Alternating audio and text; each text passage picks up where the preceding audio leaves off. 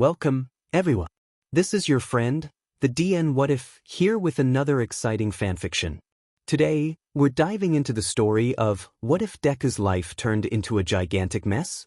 If you enjoy this video, don't forget to hit that like button and subscribe for more fanfiction content just like this. Now, let's get started with the fanfic. July 15 was a fresh Saturday afternoon, in which Inko Midoriya was rushed to the hospital. She was in labor. Hisashi left his work immediately to go with his beloved wife. He wanted to be by her side in every moment of the birth of his son. No matter what, he would always have time for his wife. They were both took into the labor room. Hisashi couldn't be more excited. Nothing could go wrong with his family. At least not Rigth now. Bakugo Mitsuki and Bakugo Masaru were waiting in the lobby of the hospital for any information of their close friend Inko. The beautiful woman with blonde ash hair had a sleeping baby in her arms who was just 4 months old. "We should have left him with a babysitter," said Masaru. He received a little glare from his wife. "He is too young for a babysitter. It's good for him to go outside anyway." Of course the woman was stubborn. It didn't matter if whatever Masaru could say his wife was always Rigth. They would have continued on the topic, but Hisashi walked into the room with a big smile on his face, a smile only a Midoriya could make. "It's a boy." He spoke really low, making his friends look at him, asking with the stare what he just said. Hisashi talked again with so much joy in his voice. "It's a boy." The Bakugas couldn't help but smile for the new family member of the Midoriya family. The Bakugas stepped inside the hospital room. There they found Inko on a hospital bed. She looked very happy yet very tired. Mitsuki just sighed, being able to relate. After all, she went through the exact same thing 4 months ago. Inko seemed to be in her own world, looking at her beautiful son asleep in the warmth she provided, holding him like he was made out of porcelain. She was brought out of her trance by the calm voice of Masaru. "How are you feeling?" Inko looked at them with a soft smile. "I won't lie, it hurted like hell." She returned her gaze to the baby. "But it was all worth it to finally have my little angel in my arms." Mitsuki came closer as Hisashi stood beside his wife. "So, have you thought of any names yet?" Hisashi was the one to answer instead of Inko. "We have been thinking for a couple of months how to name him, and we finally decided on calling him Izuku." "The name is lovely," said Masaru, feeling happiness for the new family. "Welcome to the world, Izuku. I am sure you will have the most wonderful life you can imagine." Inko said this with a sweet motherly voice. The thing is, she was wrong, very wrong. The time passed and Izuku grew. While doing so, he developed a big love for heroes. He imagined what his quirk could be. Maybe he could breathe fire like Daddy, or maybe he could attract objects like Mommy. He was so excited to know. But his love for heroes wasn't the only thing that seemed to grow. Since his friendship with Katsuki Bakugo was almost unbreakable, Izuku felt like he had the perfect family. His parents loved him like no one in the world could. The Bakugas were always next door if he ever needed something. He found in Katsuki, or as he likes to call him, Kaken, a big brother who always tried to protect him, which at the time was true. Izuku loved his life. He loved that everything was always so welcoming. The only thing he only dreamed for, so everything could be perfect, was to finally get his quirk. Sadly, not all dreams come true. Izuku discovered this when he turned 4. He is quirkless. That's what the doctor said to Inko and her son. "You see, people with quirk have a joint missing, and your son has that extra toe joint, which points to him being quirkless." Izuku had shock written all over his face. He couldn't believe, or more likely he didn't want to believe, what the doctor was saying. "Yes, I understand. Thank you for your time, doctor." She stood up, taking Izuku's hand and walking outside. "Mommy, can I ever be a hero, even if I'm quirkless?" It broke Inko's heart to hear her bright son talk with a voice that was almost broken. "Of course you can be a hero. Let's just try to save one person at a time, okay, bunny?" Izuku nodded, trying to believe his mother, but when he saw her eyes he knew she was lying. She wasn't looking at him with hope, she was looking at him with pity. This was the first thing to shake Izuku's perfect world, the first pillar to fall, but he still believed he had a lot of good thing in his life he could focus on, like Mommy, Daddy and Kaken. They would never turn their back on him. Rigth. He was wrong. A couple days passed after Izuku received notice that he was quirkless. Rigth. Now he was alone with Kaken, exploring the woods and saying fun. "Damn it, Deku. Your quirk, it's taking too long to appear. Tell it to hurry the F up." Language, Kaken. Izuku said with a slightly trembling voice. Don't language me. If the old hag can say it, so can I. As always, Kaken was filled with pride. Izuku took a deep breath and decided to tell him. I'm sorry, Kaken. I'm Quirkless. The silence reigned for a while. Katsuki was glowering at Izuku, and the last mention was starting to tremble. Quirkless? Are you really that useless, Deku? I can't believe I was hanging around someone like you. You have nothing to make you special. You are completely useless. Katsuki pushed him with a little explosion, leaving Izuku's skin red and irritated. Izuku was at the edge of crying his heart out. You are just a crybaby. After that, Katsuki left. After a while, Izuku ran back home, hugging his mother. Another pillar of the world he knew fell. He was wishing, hoping with all his heart Mommy and Daddy would never change, that they would always love him and stay with him. The thing is, he was wrong once again. Inko took Izuku out for a walk. She couldn't stand her bunny being so sad, so she thought that going for an ice cream could cheer him up, and until now it was working just fine. It was a sunny day. The park was filled with kids playing, yet Izuku decided to stay by his mother's side. He was too afraid that the other kids would hate him just like Bakugo does, but he ended up playing with the other kids. He was actually having fun. He thought that he could finally relax after everything that happened, but life is a beach. Correction me, the author is a beach. And a villain decided to attack the park. The villain seemed to have a plant quirk. He was growing plants with thorns that a purple shiny color. Izuku thought the color was pretty, so did all the kids. But Inko knew better. She knew it meant poison. She decided to use her quirk, attracting rocks at her, hitting the villain in the process. The so-called villain got angry and focused all the plants on going after the woman. One thorn was all it took to bring Inko to the ground. The plants instantly disappeared. A fight between the villain and a dark-clothed hero was what everyone was focusing on, but not Izuku. He ran to his mother's side, crying, feeling scared and anxious. Mommy! Mommy! Please stay awake. Even in the pain of the poison, the woman hugged her son in a gentle way, trying to calm down his fear. Don't cry, bunny. You will make me cry too. I want you to know that I love you, okay? No matter where I am, no matter how far away we can be, I love you with all my heart, little Izuku. She kissed his forehead with tears flowing down her cheeks. She knew her death was inevitable. This poison was too hurtful. The only thing keeping her alive was the need of having her son safe. I love you to mommy. She kept trying to calm her son as she looked in front of her, seeing South Hero come close. She knew who he was and vice versa. The panicked look on the black-clothed hero spoke a lot for himself. INKO. The hero rushed to her side, ready to carry the hospital, but she weakly smiled at him. It's so nice to see you one last time, Shoyuta. No, Inko, don't say that, please don't. She looked at him and then at her son. Promise to protect him, Shoyuta. You are his uncle after all. Please promise it for me. Izuku kept crying. He wasn't hearing anything of what the adults were saying. Shoyuta had tears on his eyes, but he nodded.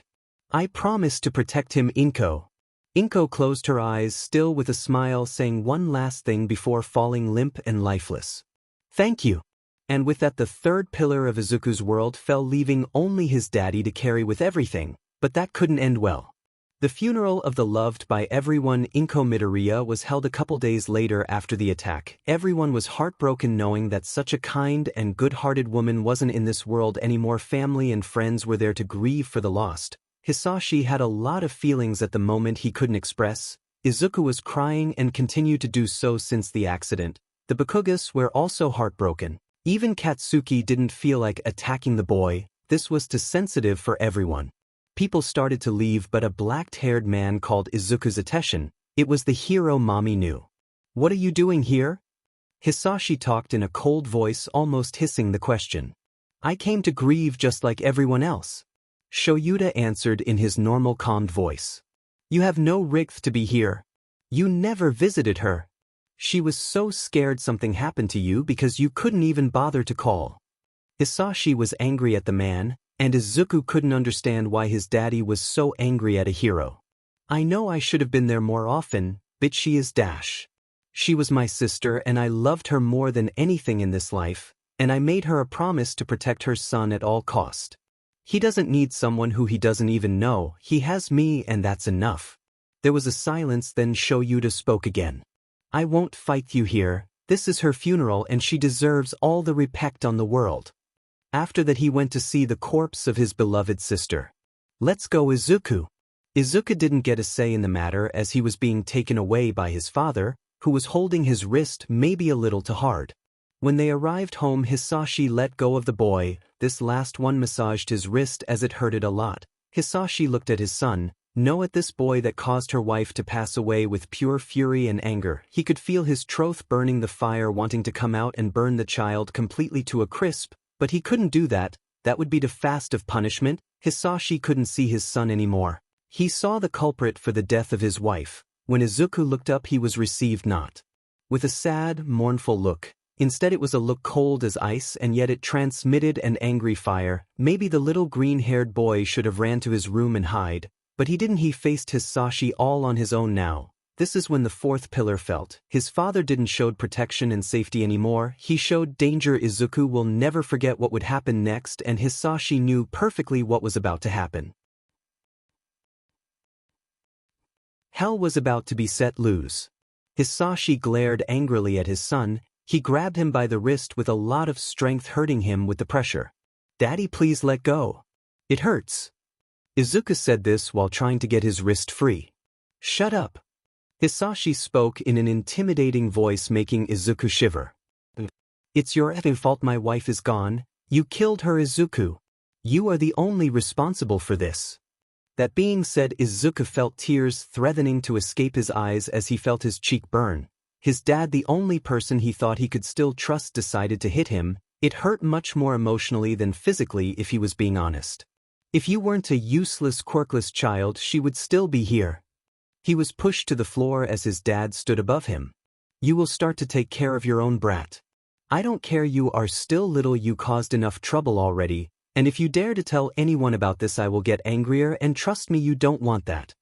He felt a kick in his little stomach, making him hug himself in pain. "Go to your effing room and don't come out until morning, you hear me?" His voice was shaky as he answered. "This, Daddy." His hair was pulled back by Hisashi. "From now on you don't call me Daddy, you refer to me as Sir, and if you don't, well, punishments will just be stronger, understood?" "Yes, sir." "Good, now get out of my sight, you disgust me."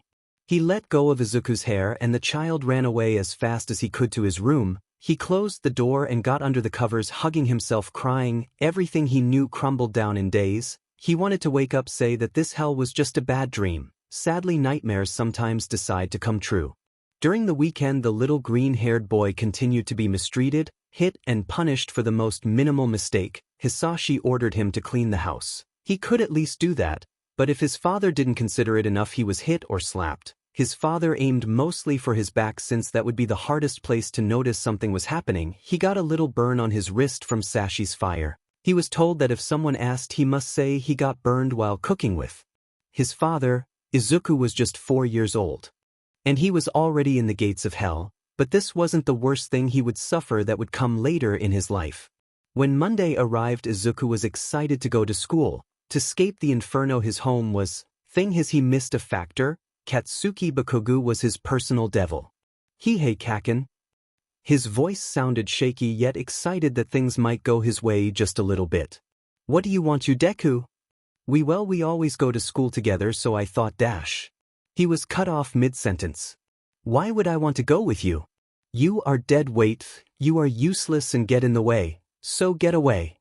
Katsuki pushed him and continued his way happily, not even bothering to notice the red burnt mark on his wrist, which was very noticeable on his pale skin. The greenette couldn't understand why the people who loved him and would do anything for him suddenly wanted him dead. With that, he walked to school alone. "Leave him alone, Kaken. He didn't do anything to you." Izuku may be hurt, but nothing could stop his heroic heart from acting, and when Katsuki attacked a kid in the playground, he couldn't just stand by and watch. "You are trying to be the hero? Understand this, would ya? You are worthless. No one cares, not even the one you protected. He didn't even thank you. You are alone." Izuku looked behind him. Kaken was Rigth. The kid he tried so desperately to protect simply ran away, leaving him on his own to face his best friend. Katsuki was merciless. He punched, he kicked, he activated his quirks, leaving other burn marks on Izuku's body. The small emerald-eyed boy laid on the floor. Everything hurted, but he noticed that no matter what Kakin did, the bruises of his father hurted a lot more. He walked home, hoping that magically his mother would be there, waiting for him, ready to hug him and make him feel better. But that was just a dream that would never come true, no matter how much he wanted it. When he entered the house and closed the door, he heard his father's voice in a cold tone. "You are late, brat." Guess one beating wasn't enough for today. He simply lowered his head, hoping that maybe his father wouldn't be so angry today. "I'm sorry, sir, it won't happen again." There was silence for a couple seconds. "Yeah, I'll make sure you won't be late again. Go get the belt now." Izuku obeyed. He went for the belt and gave it to his father. As he took his shirt off and got on his knees, he felt the leather touch his skin slightly, and then he felt the pain. He let a scream out of pain. He started to shake at number 5. He begged his father to stop at 10. He stopped at 15. "I'm in a good mood now, go away already, stop bothering my sight." Izuku said nothing. He stood up and left to the bathroom to take a shower and clean his wounds the best he could, hoping this wouldn't repeat often. It did.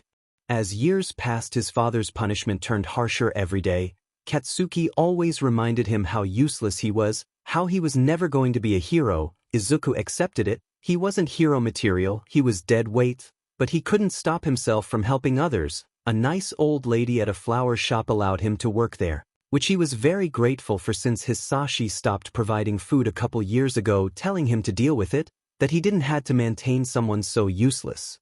Izuku's health wasn't the best. His body always had some kind of bruise. Hisashi would give him cheap food with no nutritional value in very small amounts. He didn't win enough money to actually buy good food, so he simply was grateful for the little good things he could get. He also began to suffer from anxiety, sometimes getting panic attacks and learning to deal with them on his own.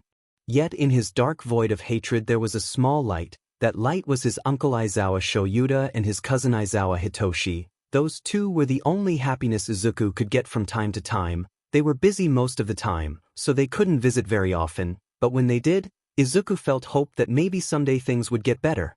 Izuku always wears long-sleeved clothes for 2 reasons, the first to hide any evidence of what Hisashi has done, and the second to hide the damage he has done to himself in order to escape reality, to feel a different kind of pain, to continue punishing himself for not being enough, for being quirkless, for killing his mother. Hisashi did everything he could to take any belonging or photo of Inko away from his son. He said he wasn't worthy of her. Izuku agreed, yet he hid a photo of him hugging his mother, smiling truthfully, a thing he hasn't done in such a long time. That was the thing he valued the most in his life. Izuku was walking to school, hoping to go unnoticed, to simply be invisible or to blend in. Today he was going to reach his limit. He didn't know that yet, but he was going to face the most hurtful words he would ever be told in his life, and something a drunk Hisashi would allow. Today was going to be the worst day ever yet.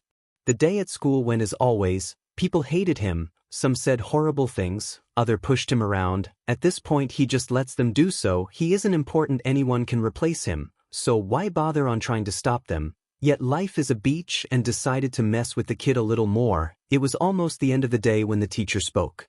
"So you all are going to high school soon. What are you planning to prepare for?" "Who am I kidding? You are all aiming to be heroes." The class exploded with joy, everyone showing their quirks. Izuku kept quiet, praying to any god that exists that Yui wouldn't be mentioned. As always, no one heard his prayers. "I'm going to Yui to become the #1 hero. Nothing you extras will ever be close to get. You won't even become heroes." As always, Katsuki was arrogant, putting himself above anything else. The blonde got incredibly angry at the words the teacher said. "Oh, Midoriya is aiming for Yui as well, isn't he?" Izuku kept his head low. He heard his classmates call him useless or other more mean things, because yes, he was aiming for Yui, but not to be a hero. That dream died long ago with his mother. He wanted to enter to general education to get a good job. The school was the best in Japan. If he graduated there, then he had a little hope to be normal and not the trash he was treated like. What the F are you thinking applying to Yui? You are a Quirkless D. I know, Kakin, I know. He would never say it out loud, but he knew what he was. He knew his place. He didn't wish to reach out of it. He couldn't even if he tried. The classes ended. Everyone left the classroom. Everyone but Katsuki, his followers, and Izuku. "You think you can become a hero, Deku?" What? "I'm not good enough for you to answer." "I know I can't be a hero, I am for general education, maybe I could get a degree and dash. Pathetic, that's what you are. I honestly wonder why haven't you killed yourself? Maybe you will have a quirk in your next life. Until then you are useless. Duh. Katsuki put his hand on the shoulder of the smaller boy, activating his quirk, burning his skin. Izuku didn't even move. He grew numb to pain. Long ago his father hurted him too much. He hurted himself too much. He could break a leg and keep walking at this point. I'm going to stop wasting my time with a Deku like you. After that the blonde left his followers wrecked behind him. Izuku put everything in his backpack and walked towards the park. He was going to see one of the little good things he has, his cousin Hitoshi. He walked calmly on the lonely road, his day being as bad as always. He walked under a bridge trying to hurry up so Hitoshi didn't have to wait that long, but then he heard a voice that made him feel uneasy. A medium-sized disguise, it's not the best but it will work. He didn't have time to run or dodge the villain. As he was trapped in that disgusting substance that was making its way inside of him, his lungs were burning trying to find air. It will last just 45 seconds, kid, then you will feel no more pain at all. He wasn't struggling, he didn't have the strength to do so, he was just hoping for a hero, any hero to save him, and for once in 10 years luck decided to help the boy. As his vision began to get blurry, he heard a voice he would recognize anywhere. You shall not fear, citizen, as I am here. He felt a gush of wind and he went unconscious. After a couple minutes he felt someone slapping his face in a non-threatening way. He woke up to see his most beloved hero, All Might. Are you okay, young boy? Yes, thank you, All Might. He looked around for something the hero could sing, finding he already did so in his notebook. I'm glad you are okay, but I must leave and give this villain to the police. In another universe, Izuku held on to All Might's leg and asked if he could become a hero. In this universe, the Granette just watched his favorite hero leave. He continued his way to the park to see his cousin, even if they considered each other brothers at this point. In this universe, Katsuki was never trapped by a villain. He arrived at the park finding Hitoshi sitting down on a bench waiting for him. There you are. Where were you? A villain almost kills me. Tell me you are joking. All Might saved me, don't worry. You could have died. Of course I worry. Are you injured? I'm fine. Izuku sat at his side, Hitoshi looking at him completely worried. I swear one day you will be the death of me, Aizu. Until then you will deal with me, Toshi. He felt his hair being ruffled, he let a small laugh escape. I finished another one for you. You don't have breaks, do you? Nope. Izuku gave Hitoshi the 20th notebook full of hero and villain data. At least he could help his cousin to become a hero, right? We are both entering to Yui, Izuku, it's just 10 months away. I still don't get why you didn't let Dad help you through recommendations. You may not have a quirk, but we could say you have an analysis one at this point. I know, but being a hero is not a dream of mine anymore. I trust you to become a hero for the both of us. I will, I promise. Izuku noticed his cousin more like brother analyze him. He knew already he was going to notice the burn mark Kaken left and would go crazy about it in 3-2. That son of a beach did it again. Sorry to break it to you, but Aunt Mitsuki is not a beach. I swear to God I'm going to make him pay for this, for all the damage he has done to you. Become the #1 hero. Trust me, that will destroy his ego like nothing else in this world. I'm also going to make him hit himself. Repeatedly. Toshi, no. Toshi, yes. Izuku spent the afternoon happily with Hitoshi. They walked for a while, ate some ice cream, and found a box of kittens which Hitoshi took home. They both knew the house had already too many cats. Luckily Aizawa couldn't say no to cats. They parted ways heading home. Hitoshi invited Izuku to his, yet the smaller boy refused. He wishes he went with Hitoshi. When Izuku arrived home, the first thing that hit him was the smell of alcohol. Then he heard his father talking with someone. Izuku knew this particular friend of Hisashi. That man had a paralyzing quirk. The paralysis could last up to 1 hour. They had fun sometimes paralyzing him and kicking him, watching his pain expressions and the panic in his eyes. He hated this man. Brat, go and cook something quick. Yes, sir. He quickly obeyed. He learned to cook long ago for his own good. He prepared katsudon knowing to hide something in the fridge as he could later at night warm it up and eat something good for once in a while. He took the food to both mans that were drinking way too much. Hisashi, can I punish the brat today? Izuku gulped. You know what? Do whatever the F you want as long as you don't break anything. I don't care what you do. Hisashi started watching the TV. The man looked at Izuku with an evil grin as he took the boy to his room. Izuku couldn't piece together why was he taking him to his room. That was until he was thrown at his bed and suddenly he couldn't move at all, and the man was getting over him. Then everything clicked and he paled. This couldn't be true, he could stand anything but this. Warning: raping scene ahead. Skip if you want until you the bolds again. I always wanted to know what it felt like to do it with someone so small. You will enjoy it, kid. The man liked all along the boy's neck, making the boy disgusted and panicked. No, no, no, please don't do anything but this. He felt powerless. He couldn't move, neither could he make sound to scream for help. The man began to take off the clothes of the boy, touching the bruised skin. Would you look at that? All of this because you are a bad boy. No, you are a toy that I can play as rough as I want with. The man began to take off the lower clothes of the boy, who was praying for this to be a horrible nightmare. Your body is so small, it looks like it could break with the smallest touch, and that makes me hornier, kid. He left the boxers of the boy on, as he started to take of his own clothes, all of them. I'm so hard because of you. I would use your mouth for a while if you don't mind. I do mind. Please stop. The older man sat on the bed holding his hard D-dash. The man moved Izuku so he was facing him, the face of the little boy in his member. He pushed the kid's face to his pee-pee, rubbing it against it. I want to see how much you can handle. Who am I kidding? I want to see how much I can enjoy you. He opened Izuku's mouth as he pushed his member inside. He grabbed a handful of the boy hair, pushing him forward, marking a rhythm he liked. The boy was spilling tears. He was being raped and no one could save him. It's so warm and small. I love it so much. He was pushing too far. Air was running out. So the man pulled out for Izuku to breathe. He couldn't lose his toy just yet. He forced himself in the mouth of the boy once again. He continued until he went as far as he could, coming inside the boy, forcing him to swallow. After that he pulled out. At this point Izuku was crying. The tears couldn't be stopped. End this already, please. Please. Very good job, but I want to take you whole before I leave this house. The man retired Izuku's underwear. He lied the young boy down on the bed, the face of this one facing a pillow. He began to kiss the back of the boy, massaging near the entrace. So little, so tight. I will claim you right now. It's not like anyone will anyway. Izuku tried to speak of only being able to mumble in an incoherent way, yet for that his butt was spanked. It hurted. You know I was going to prepare you, brat, but not anymore. You better keep quiet or else. The man rubbed his pee-pee tip on the entrance, being hard for him to enter, yet as just the tip entered he pushed, completely not knowing the meaning of gentleness. It hurt like hell, making Izuku cry harder. You are thight. Common, don't tell me you don't like this. It must be really nice to have my big D inside you.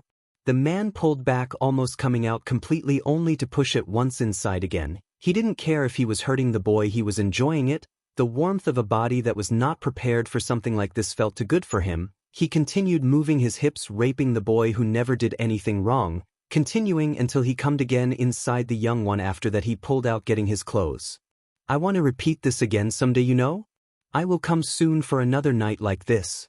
After that he left the room. Izuku could feel his body able to move once again. His first reaction was to curl up into a ball and cry harder, shaking violently. He wanted to puke. That was so disgusting and repulsive. He could feel a liquid going down his legs. It was that man's cum, but not only that, blood came along as well. His unprepared body couldn't take on something like this without being damaged. The only thing he wanted right now was to disappear forever. It's over. Izuku puked and cleaned himself from anything that man has left. Even though he grew numb to pain, he was feeling it in a horrible way inside him. It burned. He couldn't stand correctly. His legs couldn't carry him no more. He throwed away his bed sheets. He didn't want them anymore. He was now sitting on his bed, adding more cuts to his arms as his tears didn't seem to run out. What did I do to deserve this? Oh, I can't go on like this. For a moment he remembered what Kaken told him.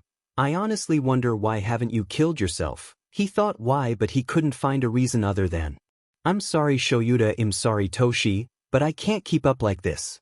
He took a notebook and a pen as he began writing his suicide note. One was for the only persons in this world who loved him. The other one was for the one who gave him the idea. Tomorrow was going to be the last day of Midoriya Izuku, or at least that is the plan. The small boy spent most of the night writing 2 suicide letters. He knew one might be thrown away, but he still cared, and he still wanted to say goodbye. Even if Kaken hated him, a small part of Izuku still believed there was good in him, and that he would be a good hero someday. After all, life is full of surprises. Rigth?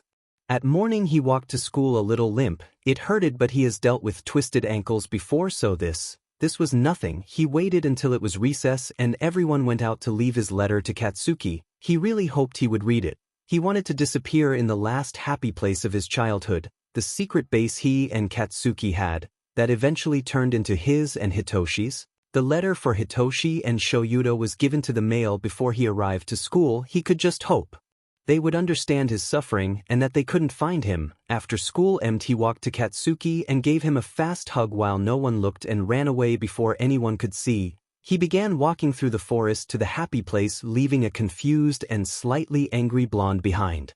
Katsuki arrived at his home confused as F-. Why in the world would that nerd approach him? But not only that, hug him saying not a single word and walking away before he could react. Was he in the wrong universe or something? He shook his head, thinking the nerd finally reached insanity. He took out his notebook to make his homework when a piece of paper caught his attention, most likely because it was in an improvised envelope. Just for curiosity, he decided to open it and read the letter inside. He thought that maybe he had a secret fan or something. He wished that was the case. Dear Kaken, I know you will lose interest in this letter since it's very long, so let me be direct to get your attention. I'm going to listen to your advice. I'm ending my useless life. The blonde paled immediately. This had to be a sick joke from the nerd. This couldn't be true. Deku wouldn't kill himself because he told him to do so. Rigth. He decided to continue reading.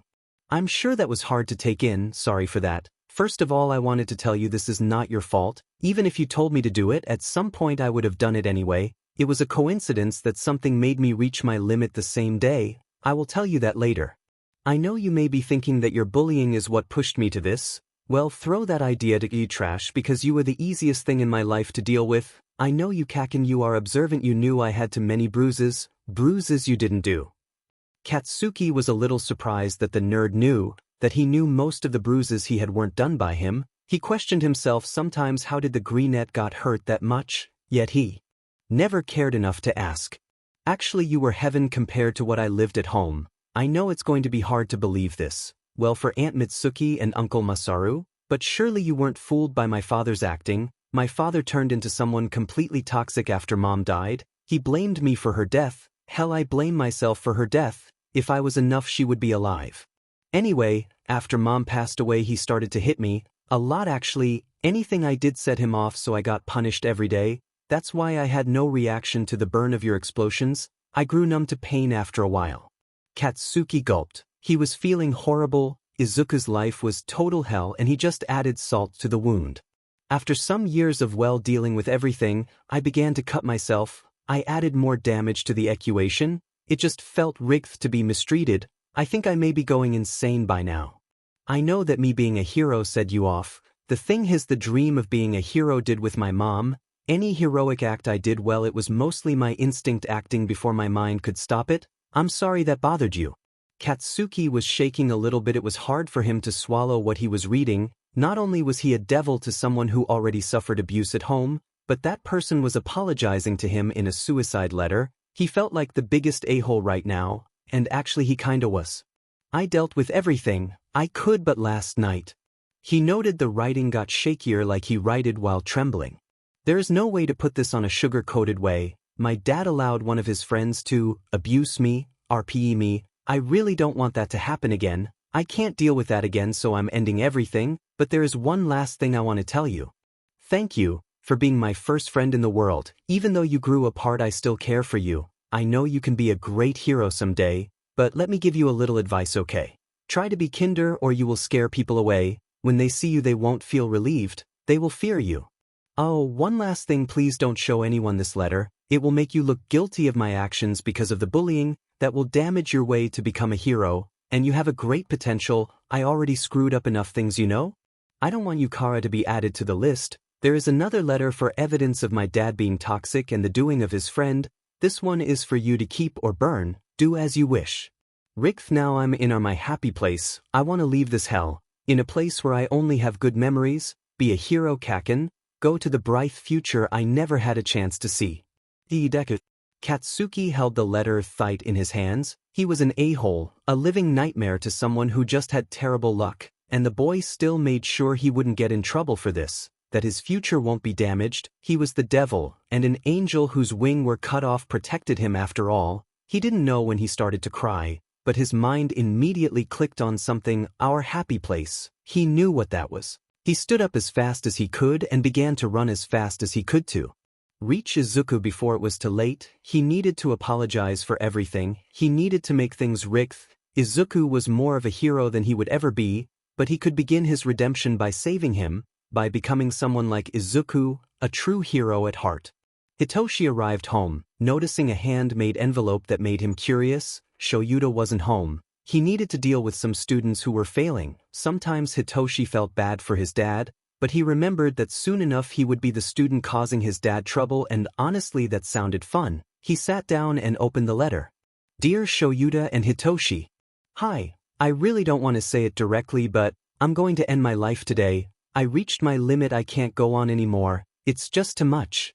Many things went through Hitoshi's head. He was shocked. This was a suicide letter from his brother. He was angry, completely believing it was the blonde's fault. He was anxious. He needed to stop this, but he didn't know where to look. I want both of you to get my father and his friend Burendo in jail. I am confessing everything here. My dad is someone toxic. After mom died, he began hurting me. I was his stress relief toy that wouldn't ever get to broken, but well, I completely shattered.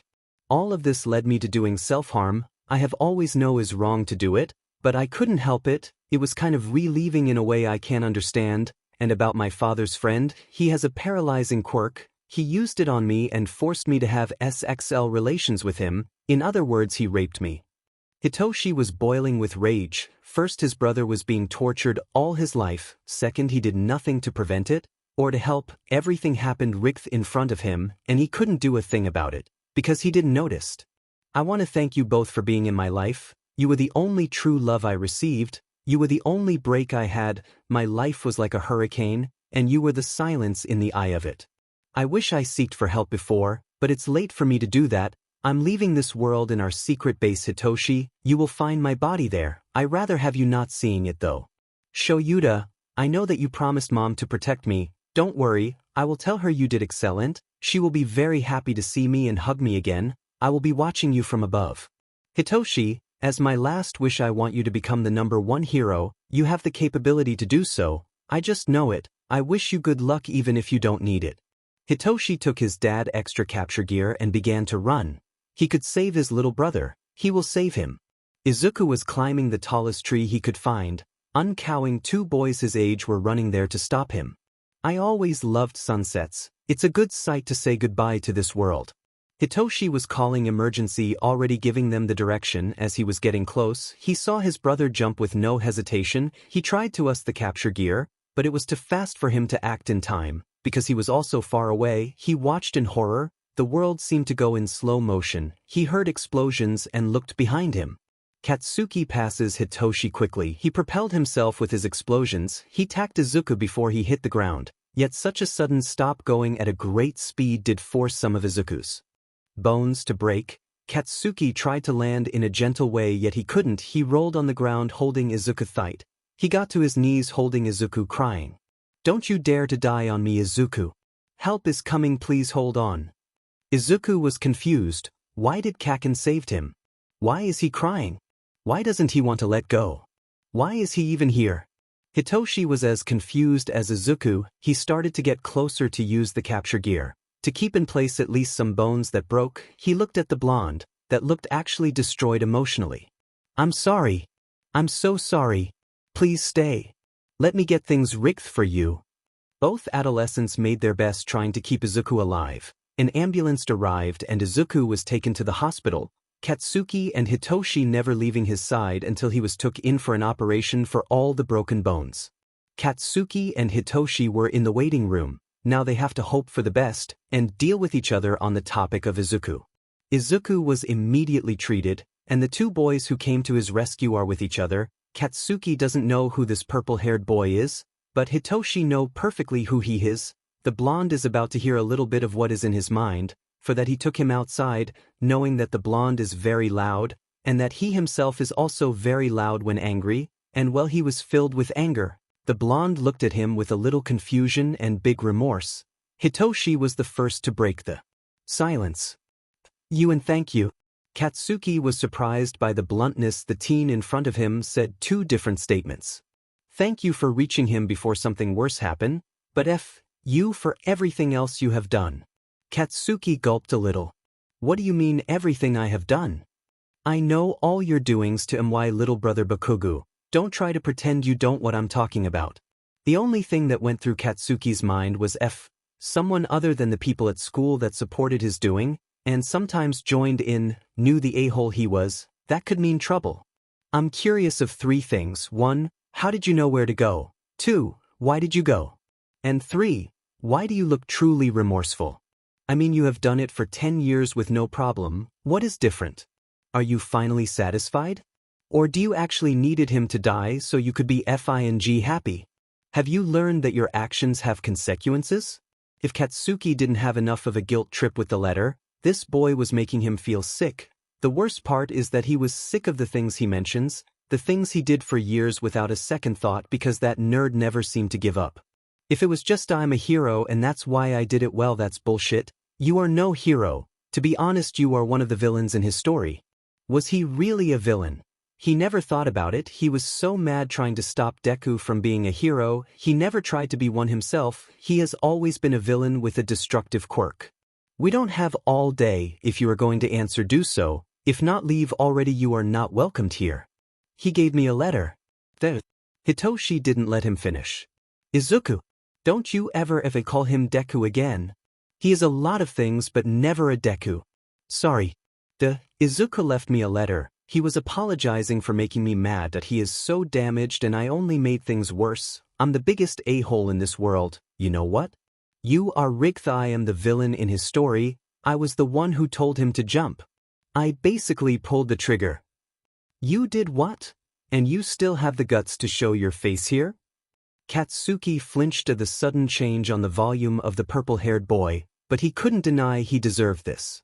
I know I have no right to be here, and you probably won't believe me, but I'm sorry, I truly am, because from your reaction he didn't tell you I gave him the idea. He asked me not to show anyone my letter so my future wasn't going to be damaged, even when I made his life worse. When I attacked him, when I crushed any hope he had, he still bothered to apologize for making me mad. I should be the one apologizing for everything I did. He didn't deserve anything of what he lived. I was jealous that he is more of a hero than I would ever be. He deserves to be a hero, not me. I will become someone better for him. I know that won't fix my actions, but at least it's a place for me to start. Hitoshi looked at him, trying to search for any lies in his word. He was surprised he couldn't find the slightest one. Katsuki felt tears of frustration trying to escape. He didn't know how to handle emotions, and he has never felt regret. He felt awful and he just wanted for it to go all away, but he knew that it would not until Izuku could forgive him for everything. Let's get back inside. Maybe they have an update on him. You can stay, but he wants you to leave. You will do so immediately. Katsuki nodded, following the other teen, hoping for the best. Izuku didn't feel any pain. He felt like he was floating. He looked around. He could swear he was surrounded by clouds. Everything was so peaceful and so beautiful. Anyway, he thought he heard something. He looked around, trying to stand on the clouds, which he actually could do. Bunny.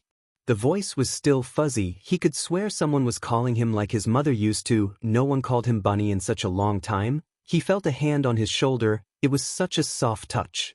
Hello, my little bunny. Izuku looked behind him to find his mother smiling at him. He felt like he could cry of happiness. His mother hugged him back with all the love he was missing for 10 years. I missed you so much, my little baby. I wasn't expecting you here so soon. Izuku felt protected. He then noticed something around him. It was a pair of white wings coming from her mother, giving him warmth. I missed you so much, mommy.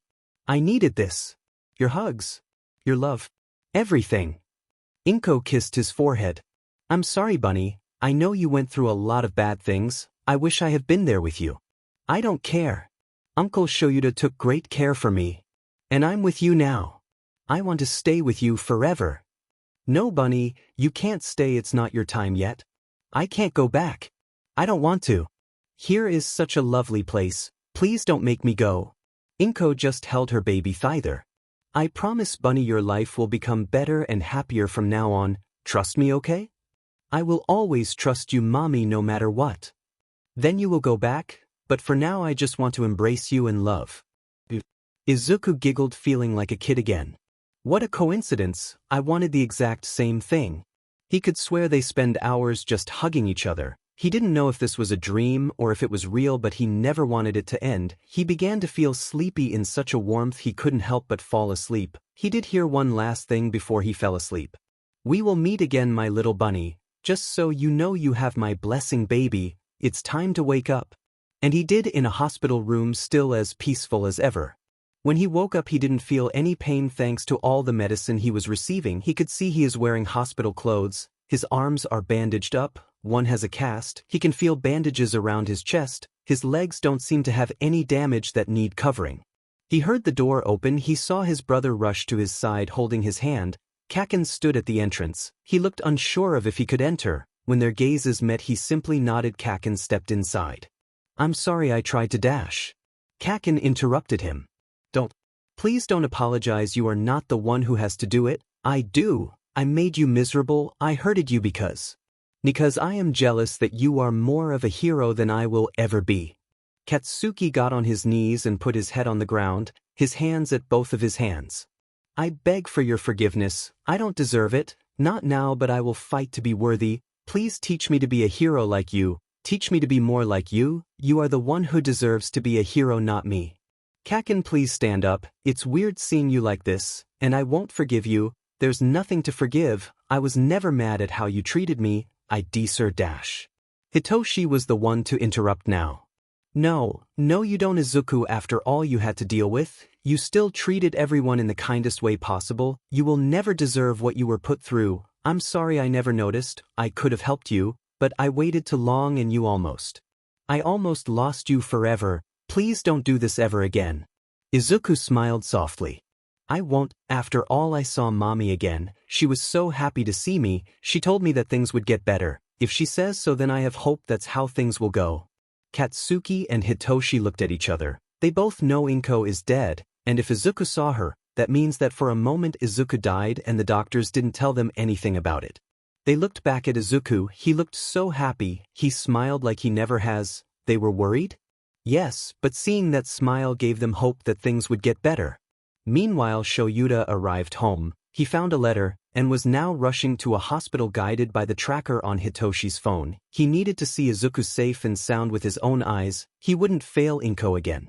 Aizawa entered the hospital. Being a hero, he said he was in the case of an attempt of suicide and that he needed to see the child in question. The nurse doubted a little but eventually gave him the information of how the patient was treated. The information said the next. Patient, Midoriya Izuku. Situation, unstable.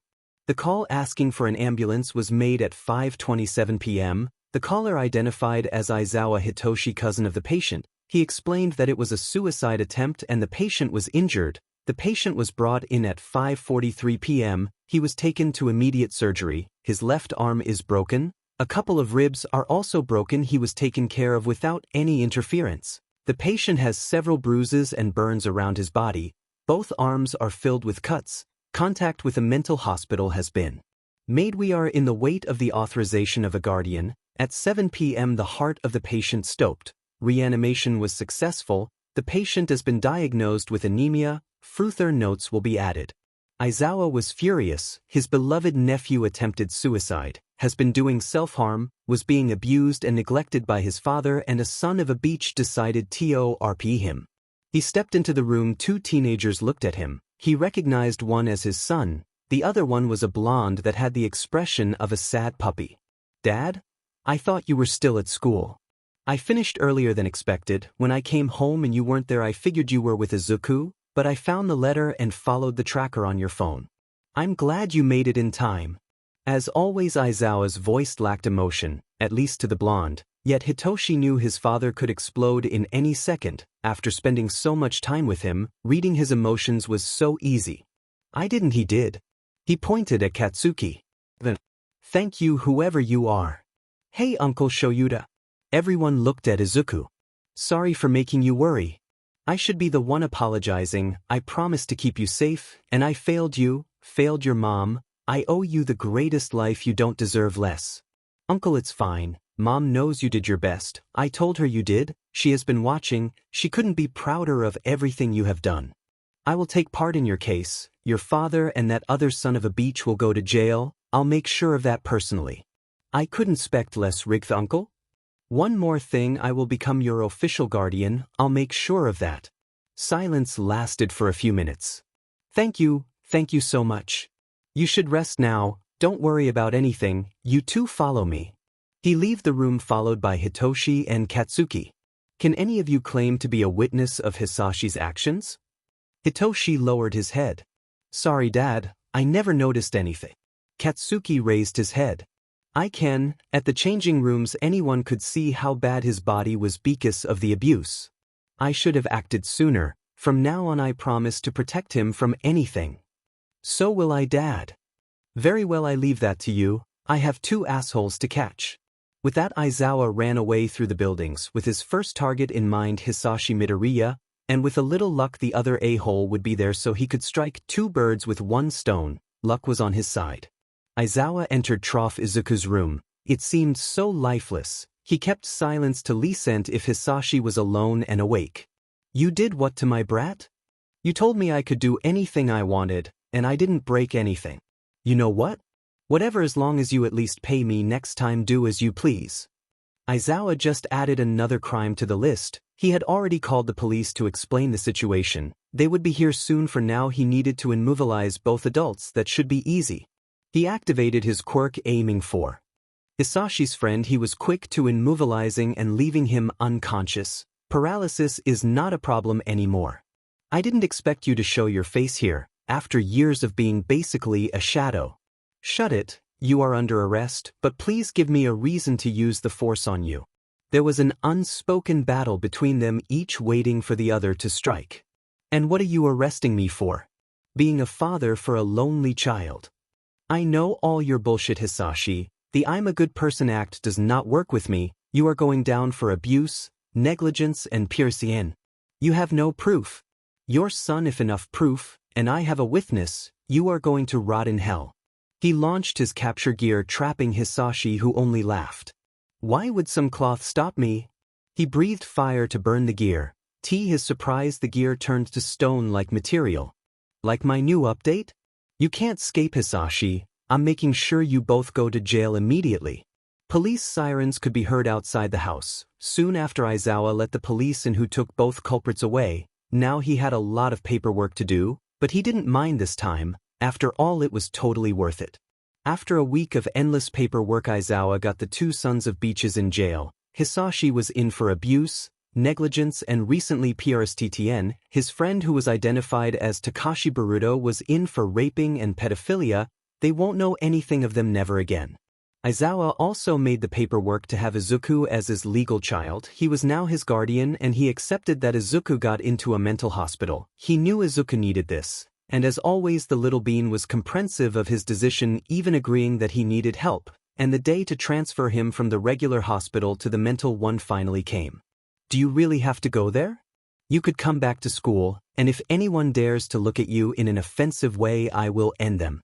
I know that, Kaken, but I think I do need to go there. I need help to my mental state and to stop harming myself, because even if I know it's bad, I don't seem to stop.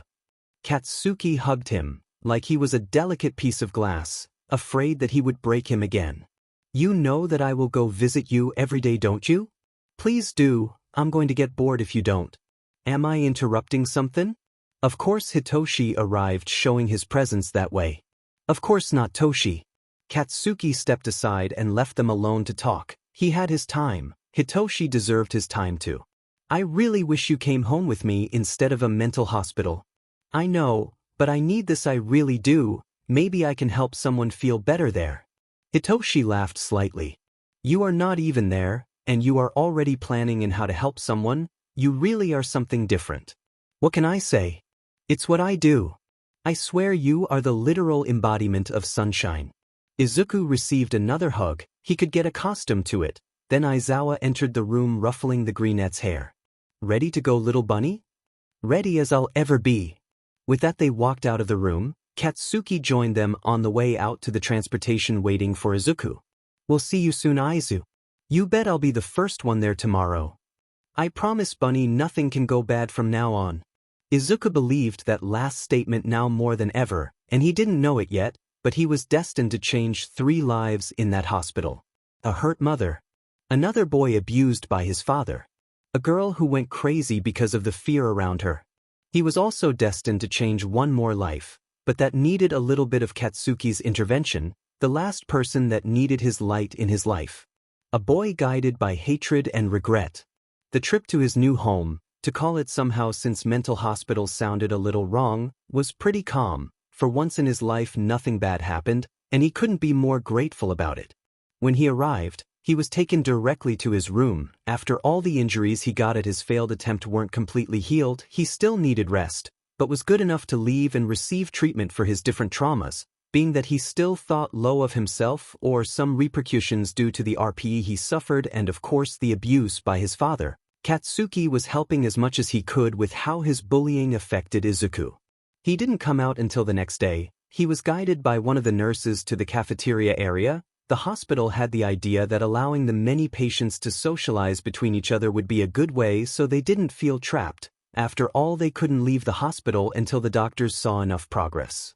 Izuku sat alone as he usually did. After all, he did never socialize with no other than Hitoshi. Katsuki was a recent addition and for Izuku that was enough. Yet a blonde girl came to him curious. She seemed very energetic. Hey there. Oh hi. Izuku was a little confused on why would anyone want to talk with him. Out of here no one really wanted to. How did you got so hurt? You got in a fight.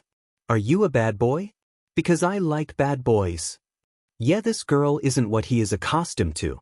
Oh no, I'm not a bad boy, sorry to disappoint you. And I got hurt because this is a sensible topic but I failed at a suicide attempt. That does for the broken bones the rest. Well, my father isn't a nice person. That last statement called the attention of a black-haired boy. With too many scars, the girl spoke once again gasping. Why would anyone try to hurt you? You are really small and cute. It's like if someone turned a puppy into a human being.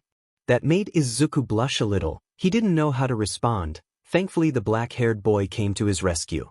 Toga, leave the boy alone. You are clearly startling him. I'm just making a new friend. You never want to talk. Izuku was confused. These two people seemed so opposite, and somehow they were friends. While he was in his mind, the other two kept arguing. Do I issues? Stop introducing me like that. Or even better, don't introduce me at all. Common, you cannot tell me you don't want to befriend this guy. Even you consider him cute. Admit it. For me nothing is cute. Say that to your phone pictures of your lil brother. Off Toga. I win. The blonde girl raised both arms in victory, as the black-haired one just sighed. Why do I keep putting up with you? 'Cause deep inside you of me. Happy face. But like the real reason. The blonde gasped offended. You are heartless. Yes, so. Izuku had to admit he never liked to see people argue. But this was extremely entertaining. The blonde one talked again. I introduced ourselves. How about you introduce yourself? Am I Mito Dash? No, he didn't want anything related to his father. Aizawa. I'm Aizawa Izuku, and I'm sorry but I didn't hear your introductions. I can introduce you as again. No you can't. The black-haired boy decided to take the lead this time. I'm Honoro Tuya but call me Dabi, and this obnoxious blonde is Toga Himiko. You forgot to mention you have Dash. The black-haired boy, now known as Dabi, clasped his hand over the energetic blonde he now knows as Toga. He missed that the first time. I won't let you say it twice. The blonde rolled her eyes and liked the other hand, making Himto take his hand off her mouth. Disgusting. Damn it, Toga. That's disgusting. Toga rolled her eyes again and returned her attention to Izuku. Can I call you Zuzu? I want to call you Zuzu. Can you at least be polite? You just met him, have a little formality. Actually, Izuku spoke.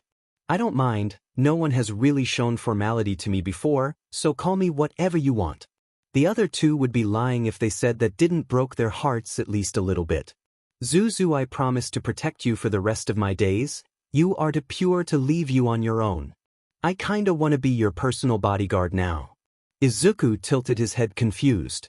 But I mean, I'm pretty useless. I can't protect anyone, not even myself. I failed to take my own life, and well, I'm Quirkless. I'm going to stop you there, Zuzu. You are not useless, no one is. Some can be assholes, that's not your case. And if you failed to die, then that means you still have something to do here, Rigth? He has never thought about it that way. Does he really have a porpoise? After all, did he really needed to do something in this world? Dobby's voice took him out of his mind. And about being quirkless, we both would have that instead of our quirks. Izuku looked at them in disbelief. Why would they want to be quirkless like him?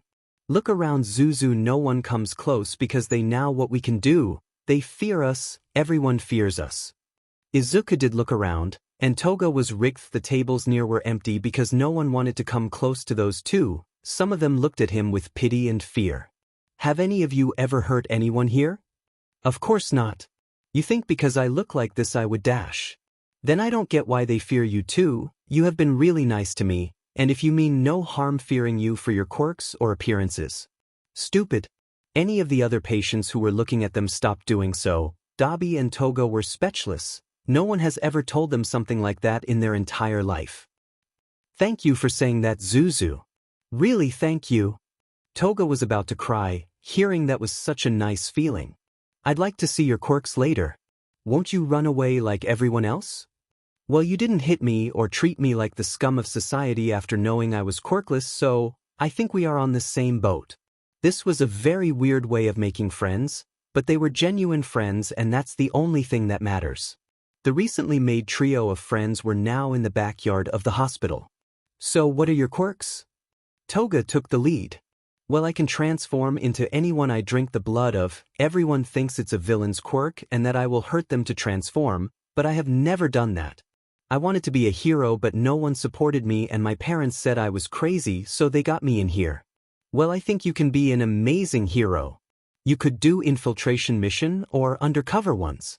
You could even take the form of another hero, that way the villain would be expecting a certain attack, you would have the element of surprise on your side. That sounds very nice, but it's a villain's quirk. A quirk is just a quirk. The type doesn't define if it's a villain's or a hero's, the actions do. You are still young. When you get out of here you could try to get into Yui, they will see the potential others are missing. Izuku remembered he had a similar conversation with Hitoshi. Maybe he and Toga could become friends over the fact they were both believed to be villains because if they're quirks. Yui. But how? I don't have that much power. I may have a helping hand there, don't you worry. Dobby decided to speak. I don't like my quirk, it's like my father's but stronger than he would ever be. He is an a-hole who wants to have a perfect creation to surpass All Might, because he's sorry but never could. Dobby flickered a small flame in his hand, and for Izuku everything clicked together. Endeavor, he is your dad, Rigth? How did you? Well, everything points to it. Flame like your dad's but stronger, surpass All Might because he never could. That describes the number 2 hero to me. Honestly, I never liked him. My dad had a fire quirk and is also pretty bad, so yeah, kinda reminds me of him. You know what, Izuku? I just like you even more now, but does my flames remind you of? Oh no, not at all. Yours are blue like Shapire's, they are more unique, but theirs are red, very common, and as dumb as it may sound, theirs are cold and yours is warm. That made Dobby smile a little. He liked his quirk just a little bit now. And I suppose you took your mother's maiden last name. How are you? I did the exact same thing, that's why, after all. They both talked at the same time. I don't want to be related to him in any way. Toga squeaked. That was like the cutest bonding she will ever see. Both boys just realized they have more than they thought in common. I'll present you my mom someday, Izuku. I think she will like you. I'd like to present you mine, but she isn't really here anymore. Dobby had his eye-fed up face. I'm sorry I didn't dash. It's okay, she loves me, she is up there watching me. For her and for everyone who cares for me, I will move on, I will get better. Toga spoke. Well, add us to the list because we are now your bodyguards and we care for you. So we are friends? You bet we are, Izuku. Izuku smiled in a pure way. It was almost blinding. His new friends were dealing with a cuteness overload. Holy shit, he is so sweet, I think I just got diabetes. Dobby language. Don't corrupt Zuzu. He is a literal sunshine. I'm more worried he will corrupt me and make me lose my dark persona. The trio laughed, they were just being adolescents for once, and it felt amazing. During the afternoon Izuku was visited by his brother and Katsuki. It was pretty fun to see both sides in defense as they saw an scarred boy. Talking to him with a crazy smile girl at his side, they thought they were bothering Izuku and none of them doubted to go there in a meaningful way. The thing is that when Dabi saw this he moved Izuku behind him in a protective way thinking that they were here to hurt Izuku. Toga simply growled at them. As always Katsuki was the first to start the fight. But what the F do you think you are doing near him? Dabi was the one to counter with the same aggressiveness. What the F do you care? Mind your business. Hitoshi entered this fight. Excuse me, he is our business, get away from him now. Like hell we are Leah? Toga fell under the mind control Hitoshi had. The last mention grinned. Walk away girl. And so she did. Hitoshi focused on Dabi now. Izuku grabbed Toga giving her a little pinch to get her out of the trance. He spoke as low as he could explaining the situation which only made her want to laugh. Now she was like Izuku an spectator to this useless drama. Get away from him Scar. Why don't you make me Blondie? Oh we will make you leave him alone. They continued to argue. Both parties knew they couldn't fight there, it was a hospital after all. And at some point of the pointless threats both Izuku and Toga started to laugh. It was so funny they looked like angry dogs barking but never actually throwing the bite. They only laughed harder when they spoke in unison. What the F are you laughing about? Toga responded as Izuku found it hard to breathe because how much this entertained him. You all look like angry chihuahuas. Izuku fell to the floor after that statement laughing as hard as he could holding his stomach it hurted because of this. The trio that was fixing was now confused on what was happening and so they waited until Izuku calmed down and sat on the floor. So sorry I didn't said anything but it was so fun to watch. You are both aiming for the same thing. No one here is a threat to me, that is Hitoshi my brother and that is Kaken my best friend. He pointed respectively. And this are Dabi and Toga my new friends. They thought you were a threat to me and vice versa. I should have said something but this was so dumb. Dabi made an offended gasp. Izuku I thought we were friends, and you have already tricked me, how could you? He was being very dramatic, he winked just to let them know it was to continue the fun. Only Toga and Izuku giggled. Hitoshi and Katsuki were really confused, they couldn't get this humor. Wait, so they weren't bothering you Aizu? Nope, they are so nice. Yeah we are. We are Zuzu's personal bodyguards. Katsuki just glared. I still won't trust any of you. Yeah, like I would trust an angry Pomeranian who screamed die like 10 times during our fight. Dabi was going to love getting to Katsuki's nerves. You called me what? Angry Pomeranian, was I not clear or something? F you. I don't swing that way, at least not for you not my type. Hitoshi couldn't help but snort. Katsuki looked betrayed. I'm glad you came to visit me, but I surely didn't expect you to fight just as you arrived. Katsuki growled. Not gonna apologize. Didn't expect you to Kaken. Anyway, we brought you something Aizu. Hitoshi showed him a box full of candies, chips, and some cupcakes. They surely don't have many things like this here so yeah there you go. Thank you so much Toshi. Hitoshi put the box aside so Izuku could hug him. He didn't expect to have Katsuki added to the hug. I know you made those cupcakes Kaken, you deserve a hug too. That was supposed to be a secret between Katsuki and Hitoshi but Izuku was too smart for them. They all walked to Izuku's room to leave the box. The room was a little crowded. Well for Izuku too is crowded and now there were 4 other people in his room, but honestly he couldn't feel more comfortable, maybe this was a home after all. At night Toga and Dabi made their way to Izuku's room. Why? They wanted to have a sleepover, in other words do what normal adolescents do. Izuku was ready to let them in and he did so. He was glad Hitoshi decided to bring him the snacks earlier today, they were going to enjoy this. So, what do people normally do in a sleepover? Well I don't know Zuzu I have never been to one before. I think none of us has. Silence lasted a couple minutes. Well that's okay, that means we can have our own original sleepover rig? You accomplished the impossible, sunshine during the night. Zuzu you are just too sweet. They saw some videos on their phones. At first they were of kitties playing, but somehow they ended up watching a horror-themed video. Izuku is too gullible and he thought all that was mentioned was real. He was shaking in fear. I don't want that monster coming after me. It smells fear, it's going to get me. Izuku was getting a little panicked and a little anxious. That is never a good mix, never. Zuzu, it's okay, it was just a video. What if it's not? What if it rails and it hurts any you? He was hyperventilating a little, to which Dabi reacted quickly. Izuku, I need you to breathe and calm down, okay? I can't. His hyperventilating was getting worse. He was too afraid to think and used what he knows to calm his panic attacks. His chest hurted, it felt like he couldn't breathe. Dabi took Izuku's hands and put them on his chest. Izuku, I need you to focus on me. Try to copy my breathing, okay? Take your time but focus on me. Toga just could watch Dabi's attempts to help Izuku. He seemed to know what he was doing. It took many minutes, but Izuku's breathing was stable, yet he was still shaking a lot. Izuku simply hugged Dabi, trying to find peace. Toga decided to join, which made Izuku feel safer. How did you know what to do? My mom suffers panic attacks as well because of the a-hole I have as a dad. I learned so I could help her. Izuku nodded and decided to keep quiet. I'm glad you knew how to help Zuzu. I couldn't have done anything. None of them will ever now when they fell asleep, but they kept hugging Izuku. He felt safe that way. The bed may be small for them all, but they managed for Izuku's sake. They all stayed together until morning when the nurses found them like that. They allowed them to oversleep. It seemed like they needed it. It was a weird first day here, but he was making progress. He made friends. He was going to help them get through their problems, just like them would help him. Today was the day he could restart his life. That's something he will never forget.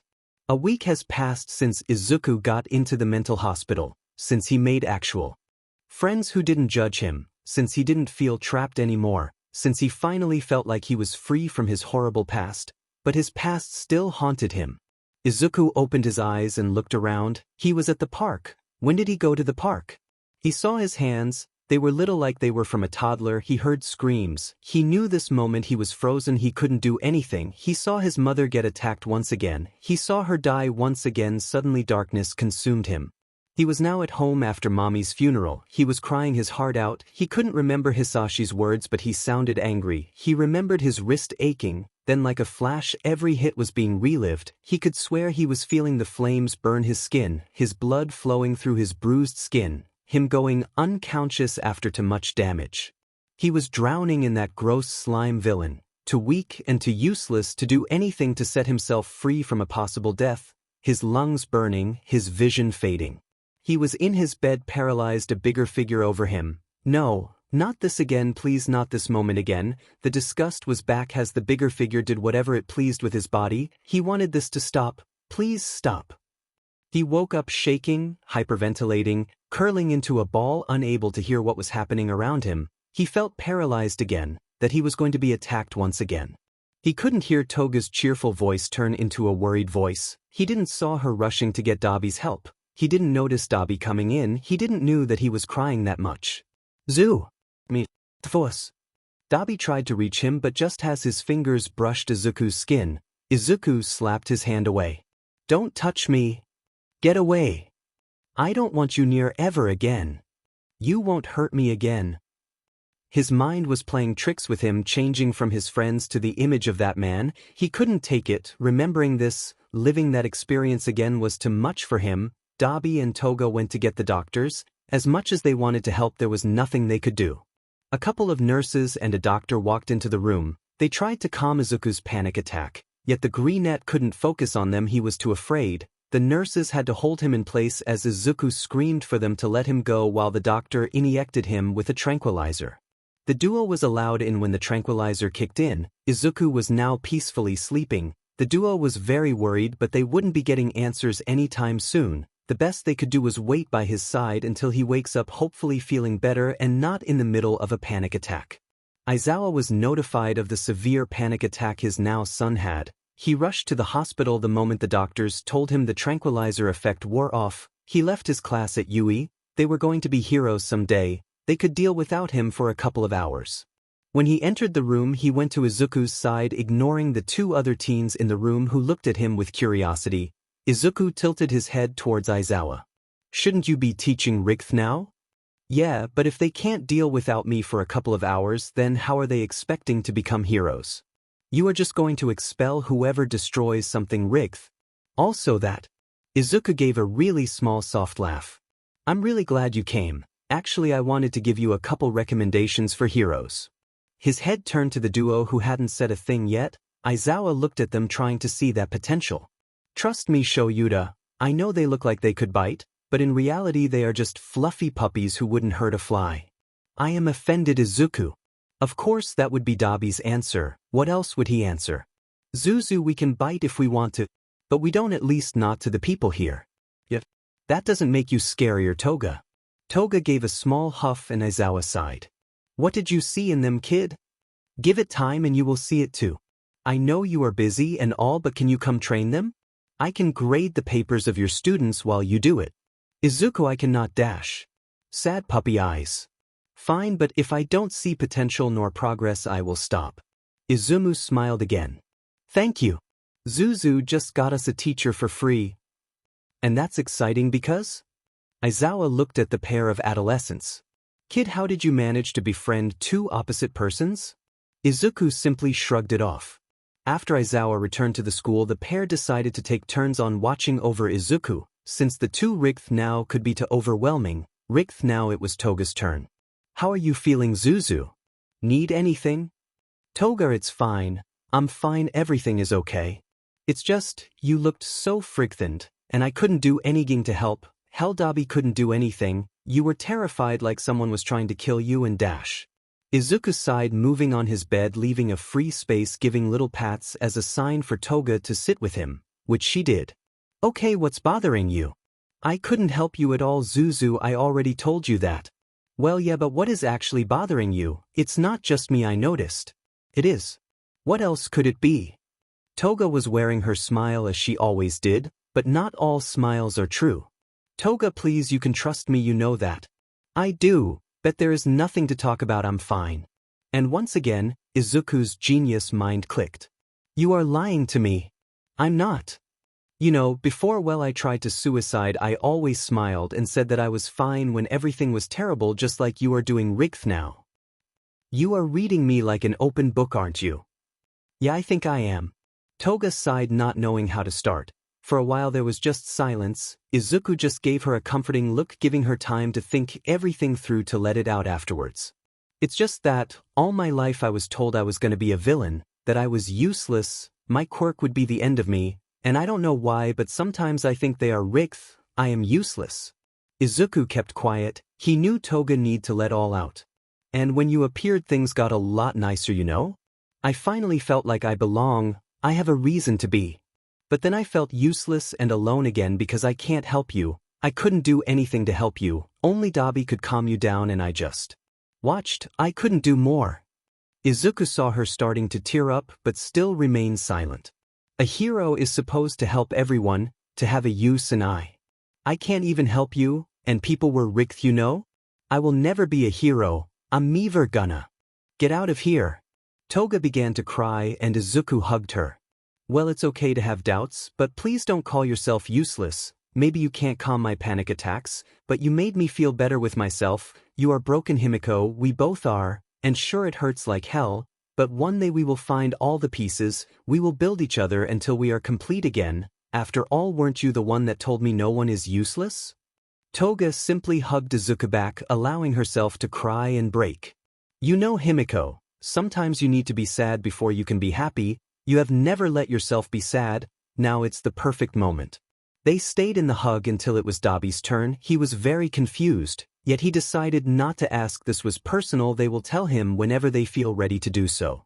Toga Himiko has been broken for a very long time. She never bothered to pick up the pieces, she simply hid all those pieces away, yet Izuku was able to find them. Things won't change from the ninth to the day, but at least she can finally start fixing herself piece by piece. And the best part of it is that she doesn't have to do it alone anymore. She finally has someone pushing her to move forward to a brighter future. A future that feels in reach more than it has ever felt before.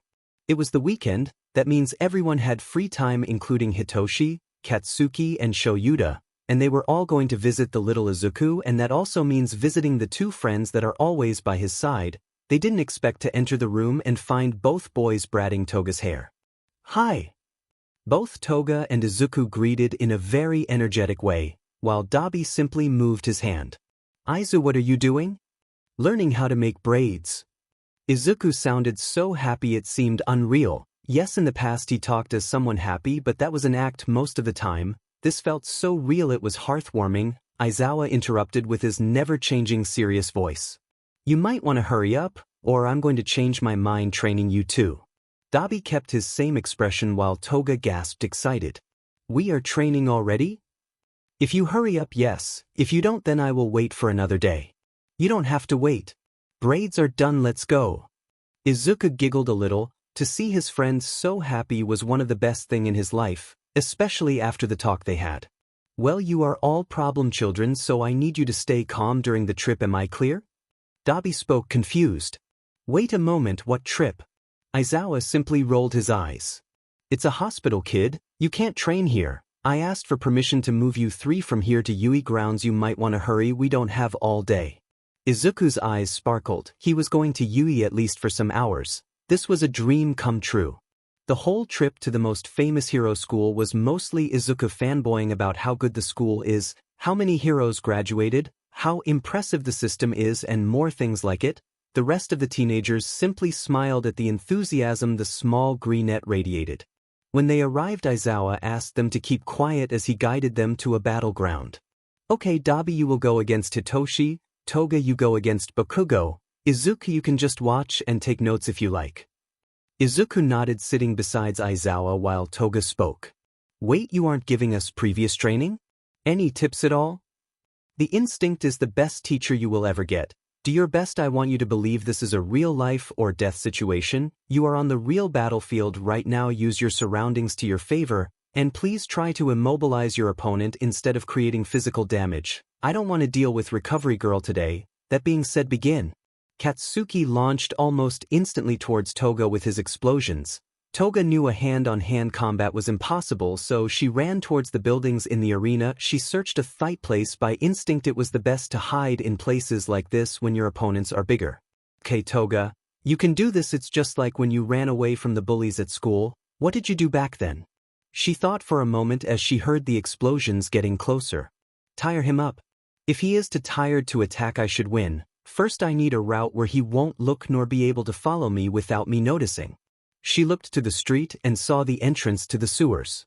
"It's my best shot. There I can have part 2, make sound in order to distract him in many places at once. If he is confused, he can't strategize." She took a little rock and threw it to call Katsuki's attention. Then she ran and entered the sewers. As it was onal for training, it wasn't as disgusting and gross as it should have been. She had the ways to do it now. She only had to put her plan into action. Meanwhile, Dabi and Hitoshi were having a hand-on-hand combat. They would have never guessed they both had great knowledge on the different techniques they existed in this kind of fight. None of them used their quirks yet. They were testing how much of a fight the other could give. For both it was more than what they expected. Dabi launched forward, aiming for a low kick. Hitoshi moved to dodge. This was getting teary and boring for both of them. Hitoshi spoke to end this quickly. "Too afraid to use your quirk on me? Who are you to say dash?" Dabi went completely still, his mind blank. His body refused to listen. "What is happening? I need to move." "Sorry for the probable panic you are feeling. I'm just gonna immobilize you and everything will go back to normal." Hitoshi walked calmly towards Dabi. Dabi wanted to move desperately. He agreed on being trained because Izuku convinced him that he could be the hero Endeavor will never be. Yet he has another reason to be a hero. Rei, his mother, was a reason he will fight for. He is going to tell her today that he was taking the path of being a hero. He couldn't be beaten that easily. Through his mind passed many images: his father, the one he will surpass; Toga, his first true friend; Izuku, the one who believed he would be a great hero; and Rei, the one he will fight for. Before Hitoshi could touch him, his blue flames erupted all around him. Hitoshi ran away as fast as he could, yet some of the flames reached him, leaving some burn marks. Dabi still couldn't move, but Hitoshi couldn't reach him either. In a certain way, they were both immobilized. Aizawa declared a tie. "You both did great. You have made so much progress, Toshi." And Dabi, "That was amazing." No one has been able to do something like that under Toshi's control. Dabi smirked and offered Hitoshi a handshake. That was a good fight, we should rematch someday. Hitoshi took his hand, accepting his handshake. Yeah, I think we should. Izuku continued to fanboy, writing on a notebook. Aizawa gave him returning to his place to see the end of Toga's match, yet Toga was nowhere to be seen. Where are you? Katsuki may be going through a change of being a better person, but he can't help to be very competitive, and he was getting frustrated that his opponent was nowhere to be seen. He heard another sound near an alley and propelled himself towards it to find himself with nothing again. What the hell, Blondie? Where are you? Is invisibility your quirk or something? Toga was doing amazing on not getting too tired while moving through the city. Her physical strength isn't the best, but she has a lot of stamina. He has to be tired already, right? He must be reaching his limit at least. But what if he isn't? Would Aizawa still want to teach me how to be a hero? Her mind was being filled with doubt, but she couldn't give up now. If one person saw potential in her, then she was going to make them proud. She had to win this. This isn't working, I need another strategy. Okay, what do you know? He can explode a lot of things. He is also not supposed to harm me. Closed building. If he is in a closed building, he won't be able to explode anything without harming him or me in the process. With that in mind, she ran into the nearest building. Katsuki saw her and rushed to catch her. He entered looking around. It was a little dark, but he could see a figure move. This ends here, you hear me? I'm tired of ruining around. Well, no more running. We will end this rig here and right now. An explosion made its way towards Toga, who barely dodged it, hiding behind something. The building trembled because of Katsuki, and that's when he realized he couldn't depend on his quirk, which he has always done. He needed to do it by himself, and he wasn't very good at that. Now the battleground was equal for both sides. One trick pony, aren't you, Blasty? Shut it. Toga came out of her hiding spot running with her fist up, ready to punch Katsuki, who was completely ready to block it. The thing is, the punch never arrived. Instead, he received a kick in the place the sun never touches. He fell to the floor, curling up with both hands in that zone. What the F was that? Aizawa interrupted, declaring Toga the winner. My victory. She waited until Katsuki could stand up again, then they walked back with Aizawa. Excuse me, how the F was that a fair win? That is the most dirty trick. I never said it had to be a fair win, and in the real world you will find a lot of dirty tricks. Get used to it. Izuku went towards Toga. You did amazing. But I couldn't see you. Must of the fight were where you? Oh, I used the sewers to move around, that way no one could really know where I was. That is so smart. And you didn't even have to use your quirk. Well, you had no way of using it anyway. You were lacking blood to transform. Maybe your hero suit should have a way for you to store blood and also take it away. It could make things a lot easier for you. Also dash. Aizu, you are rambling again. Sorry. He went with Katsuki. Kaken, you did very well too. Your explosions are strong, and you made progress. The past you would have continued to explode the building, but you didn't. You knew any of you could get hurt and tried to find another way. I'm so proud. He hugged him happily as Katsuki messed his hair. He didn't feel like he deserved to hug Izuku just yet. Aizawa spoke.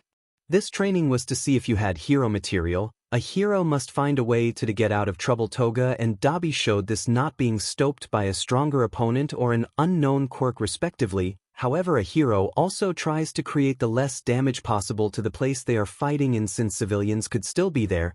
Bakugu, in a past this would have never crossed your mind from what I've been told. You are changing for good. Keep it up. Hitoshi, I am glad to see that you can predict an opponent's based on your own knowledge. I am very proud of you. Everyone seemed satisfied with their result. They all had a lot to improve, sure, but they would get there in time. Izuku explained to them how they could improve, what hero suits would fit better for each quirk, etc. All of them focused on Izuku until he finished. Well, kids, I hope you have time to think on how to improve on your own and not depend on Izuku. Now I need to get you three back to the hospital. Uncle Sho. Yes. Can we get ice cream? He was about to say no, but Izuku had his puppy eyes and no Ona can deny anything to that. He sighed. Sure, we can get ice cream. The trip back to the hospital was filled with chatter, adolescents being adolescents. While no one was looking, Aizawa smiled a little. This kid seemed to have suffered a lot. Watching them like that was just a nice warm feeling. When they reached the hospital, the trio said their goodbyes and entered back. They all headed to their rooms to get a shower and rest. Later, Dabi went to Izuku's room. "Hey Zuzu, can I come in?" "Sure." He walked in and sat beside Izuku. As always, Iz was a reflect at this point. "I'm going to tell my mother about me becoming a hero, and I wanted you to come with me. You are that final strength I need." Izuku smiled softly. "Of course I'll go with you, Dabi. You have my full support." "Then let's go now." Izuku nodded and followed Dabi through the hospital until they reached Rei's room. Dabi knocked. "Mom, it's me, Tuya. I brought a friend with me I want you to meet." There was no response, but Dabi walked in, signaling Izuku to follow. "Hi Mom." "Hello Tuya. It's always nice to see you." "Mom, this is Aizawa Izuku, a new friend of mine. Zuzu, this is my mother Hanoro Rei." "It's a pleasure to meet you, Hanoro-san." "Pleasure to meet you, Aizawa-kun." "Izuku is fine." The two boys sat down. "Mom, I have something to tell you. I'm going to be a hero." "Tuya, why would you want that? What if you turn into someone like him?" "Don't worry Mom, I don't care of being a top hero. I care about helping others, helping people like us, fighting to give them the life we deserved." "Tuya, are you sure about this? So many things could go wrong. He would get what he wanted and dash." "He won't Mom, because to him I don't exist and I don't care about being the #1 hero. That is not for me. At first I didn't want it. I hate the idea of being a hero as much as you do, but Zuzu here changed my mind. He believes I can be hero that does things for others, not for fame." "Why because of him? What would he know about what we've been through?" "More than you think, Hanoro-san. I also come from an abusive household. I have a certain disgust for fire as well.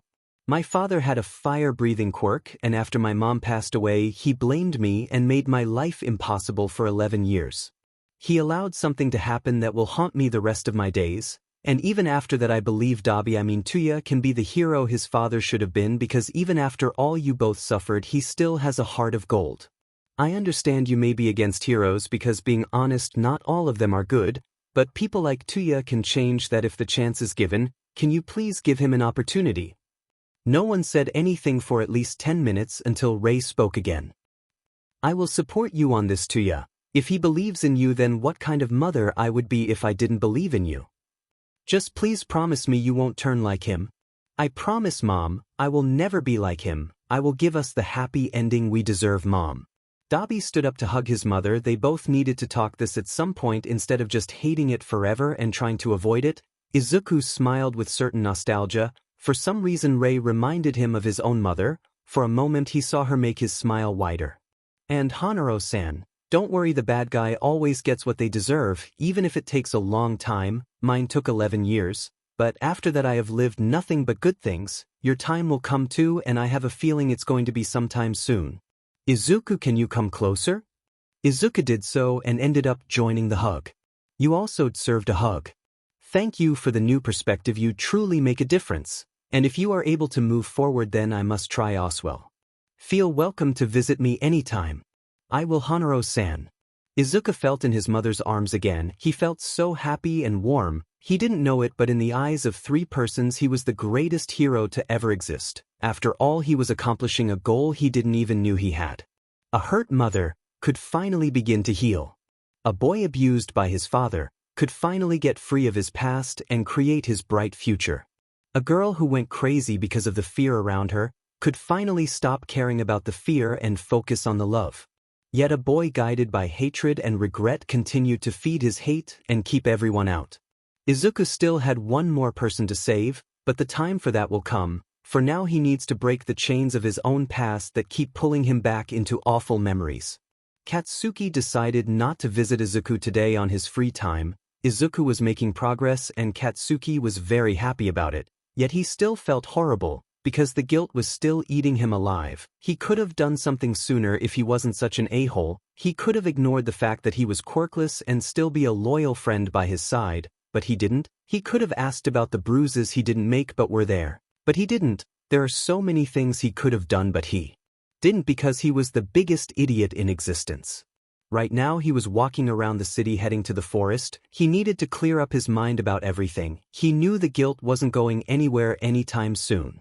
You always screw everything up. You had one job, one single job, and failed miserably.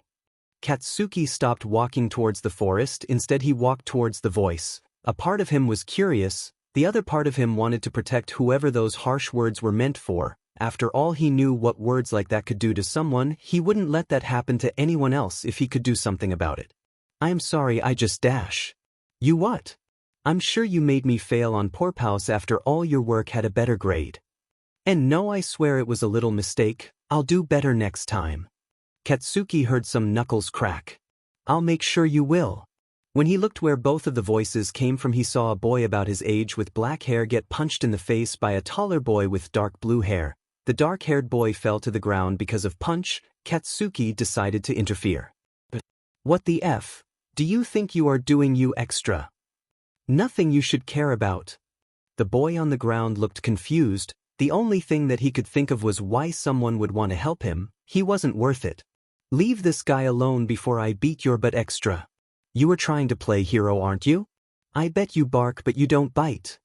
The guy with blue hair activated his quirk. Blades seemed to grow from his palms, but before he could do anything, Katsuki used his quirk on the ground, creating a cloud of dust and smoke. He used that to blind his opponent and run away with the dark-haired boy. When they got far enough, Katsuki stopped, and so did the boy he saved. There was silence except for the gasps both gave to recover their breath. Eventually the dark-haired boy spoke. Thanks, man. Really, but why did you do that? You don't even know me. Katsuki remembered Izuku at that moment. The granette with a heart bigger than himself, someone who didn't care about getting hurt as long as he was able to help anyone who needed him, someone that didn't care if anyone treated horribly, he would help that person out just because. Because you looked like you needed help. I don't need another reason. That's very manly, dude. Bokogu Katsuki. Oh, I'm Kirishima Aijuru, and thanks again. I would have been beaten up if you didn't appear. Why didn't you defend yourself? I'm not worth it. I always screw up, and when that guy appears I can't fight, I simply freeze, I can't move. Katsuki swears he saw Izuku for a moment. Hey Kirishima, you plan to be a hero? Yeah, just like everyone else, but I think I should back out. I can't face danger not like you did. Katsuki sighed. What if I help you train? Let's train for a month. If you still freeze in danger, then I let you back out. If you can fight that fear by then, you are going to become a hero, deal? You barely know me, why are you offering me this? You have what it takes to be a hero. A friend of mine did too, but he didn't. Like you, he felt he wasn't worth it either. I couldn't stop him, but maybe I can stop you. It's just a month, what can you lose? Kirishima smiled a little bit. It's a deal then, Bokogu. Let's train together and see where that leads to. Bokogu offered his hand and Kirishima took it. I'll make it hero out of you. Was that a Mulan reference? Maybe. They talked for a while, exchanged phone numbers, and decided to start training the next day. Instead of both going their separate ways, they spent the afternoon together getting to know each other, building trust, so the first training session wouldn't be very awkward. Hey, what's your quirk, Kirishima? I should focus on how to help you use it tomorrow. Oh, well, I can harden my skin like a rock, see? He hardened his hand and returned it back to normal. Why didn't you use that against the ocean hair guy? Well, my quirk has a limit. His doesn't. He would have used his blades until I broke it. Wasn't pretty. Katsuki started to get angrier than usual. Kirishima acted like a nice friendly guy, and an idiot was bullying him. He wouldn't stand that. He was like that before and he was going to change. This is his starting point. Well, after we are done, that son of a bitch won't even know what hit him. I don't think I can face him. Then I will until you can. I don't fear some stupid hand blades. My explosion will break those in a second. You are very strong. I've never seen a quirk like yours. A quirk doesn't make you strong. Even someone quirkless could fight that a-hole. Really? I mean, a quirk is everything these days. Katsuki smiled a little. Yeah, really, I know someone quirkless that would beat him. It doesn't matter how strong a quirk can be. If you can't think and strategize, you are doomed. I've never thought about it that way. I should train your strategy too. A teacher I know would fail you if you couldn't use strength and brains at the same time. Sounds hard. It is, but when you get used to it, things get easier. Katsuki spent a couple more hours with Kirishima hearing his stories until it was late, and both went back home after saying goodbye. They both arrived home in a good mood. Kirishima's mom was happy to see her son smiling again. Meanwhile, Mitsuki was confused to why his son didn't arrive, screaming and angry as always, but she was also relieved to have some peace in the house for once. Today it was training day, and as much as Izuku loved to go with them, he decided to stay this time. He could provide an analysis another day. He had a plan while his friends and brother were away. He walked through the hallways with some food and tea from the cafeteria. A nurse helped him, noticing that the small boy was having trouble on carrying most of the things. He was heading towards Rei's room. He wanted to make her feel comfortable in this place. She seemed lonely. A visit wouldn't harm anyone. After a couple minutes everything was set and the nurse left after Rei told her it didn't bother her to have the boy there. "Why are you here?" "Well, I wanted to make you company. Dabi is busy with training, so I wanted to make up for the time he can't be here." "You are a very sweet child," Izuku hummed in response as he served the tea for the both of them. "If you don't mind me asking, Miss Rei, why do you never come out of your room?" "Well, I don't feel like I deserve to be out east. I think of this place as a prison." "I get why you think this would be a prison, but I don't think that is the reason, is it?" Rei sighed, drinking from the cup of tea. "No, it's not. The reason is a very complicated topic for me." "That's okay, you don't have to tell me, but you should come outside from time to time." They ate lunch in silence. However, it wasn't awkward at all. It all felt calm. Rei was considering what Izuku told her. Izuku was waiting for the smallest sign of approval to take her outside. Izuku looked through the window. "The view of the garden from your room is perfect." "Yes, I do enjoy the view of the garden. All the flowers, all lovely. We could go out for a little while and enjoy the flowers." Izuku waited for an answer. "Maybe another day, Izuku." That was progress. At least she was considering it. "Oh, I want to show you something. I'll be back in no time." Izuku rushed out of the room to get a notebook from his own and returned to the mother's room. "I have been working on this lately. I used to do analysis on heroes and villains to help my brother come up with fighting techniques to counter certain quirks, or to enhance his own, but I realized there is more that can be done, and well, check it out yourself, miss." Izuku opened the book and showed her the Dabi section. It had a review on the quirk, but it also contained detailed drawings on support items. The one to stand out was the one of the hero suit. "I know Dabi is powerful, but the heat of his flames can hurt him, so I thought that having a cooling system to have his temperature in check all the time, that way he won't overheat or burn himself." "This is very accurate. You should show him this. You should build this for him." I couldn't do that. I don't have the experience in building, and it's just an idea. Even though it is possible to make, I could never accomplish something like this. Izuku, I think you can do it. You should try. I'm sure Tuya will be grateful." "Well, I can give it a shot. Let's make it a surprise for him." "Actually, I think you could help Miss Rei. We can surprise Dabi together." "That sounds nice. I guess this can be a secret between us until we give it to him." "Sure thing, Miss Rei." It took them 2 weeks to create the jacket part of the hero costume Midoriya designed. Aizawa once again got beat by Izuku's puppy eyes and gave him anything he asked for. That was in the support course at Yui. "Okay, it's almost done. I just need your help for the final touch, Miss Rei." "And what would that be, Izuku?" Izuku pointed on several small pieces of metal inside the cape. "These are all connected through the inside of the fabric. I need you to use your ice in this main zone. Just please don't freeze it, just let it cool little by little. I'll tell you when to stop." "Alright." Rei placed her hand where Midoriya told her to. It took around 10 minutes before Midoriya told her to stop.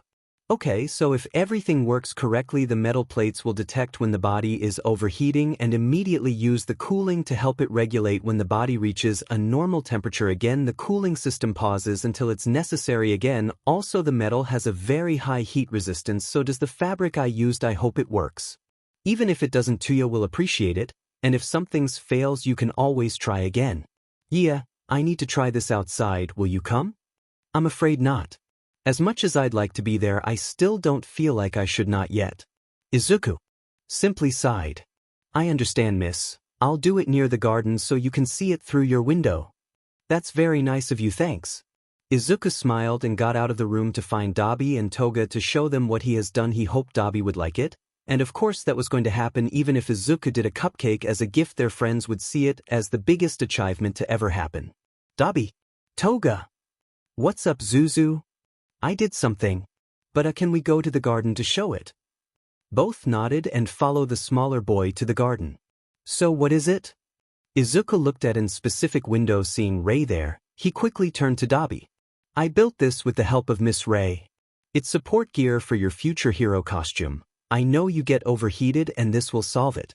You just try it on and tell me what do you think. Dabi was a little confused because how did neither him or Toga noticed Izuku working on support gear and his mom didn't told him anything either. Alright, let's see what you did, little Zuzu. Izuku beamed, giving the jacket to Dabi, who then put it on. Toga gave a teasing whistle and a wink. That's the best you are ever going to look. How nice of you. Sarcasm could be seen kilometers away. So how is it? Is it too tight? No, looks fine, but I don't really know if it's the perfect measure. I can change anything if you ask for it, even if it's the color. I just though black suits you well and it's look great on you. At least that what I think and dash. Zuzu, you're gay mumbling. Sorry, wait, gay mumbling? Half of what you said was how good Dabi looks with it. Oh. Dabi snorted as he moved to test how comfortable it felt. Don't worry, it's perfect. Now let's test it, shall we? Dabi created flames around him. Controlled because they were in a garden, he didn't want to burn it. Eventually he began to feel the hot of his flames, however the heat disappeared in seconds. Zuzu, marry me, this is perfect and I love it. It worked. Izuku completely ignored Dabi's joke proposal. He was way too happy with his success. This is part of my hero costume, I'll figure how to do the rest. I already did if you want any ideas. Hey, why is only Dabi getting a costume idea? I want one too. Bold of you to assume I don't have one already. The Problem Trio, nickname sponsored by a very tired Aizawa, returned to Izuku's room where he showed them his notebook with all his ideas. They spent hours checking what they liked and how Aiza could make them. The Greenette has amazing ideas, he just needs a little help to make them come true. One last time, Kirishima. Sure, Bakugo. Kirishima hardened himself again. He and Bakugo had spent time training on basic self-defense. Now they wanted to test Kirishima's durability and make it last longer every time. Right now his time limit was 15 minutes, which is impressive, yet both boys wanted more, plus ultra, right? During the 2 weeks they have trained, Katsuki noticed that Kirishima is a quick learner since he dominated the basics in those 2 weeks. Now they just needed stamina, resistance and agility, and Kirishima doesn't know this, but the angry blonde has been his school, seeing who bothered his friend and showed Gem why they should never do that again. Kirishima has been a lot happier. Stop, I can't hold it any longer.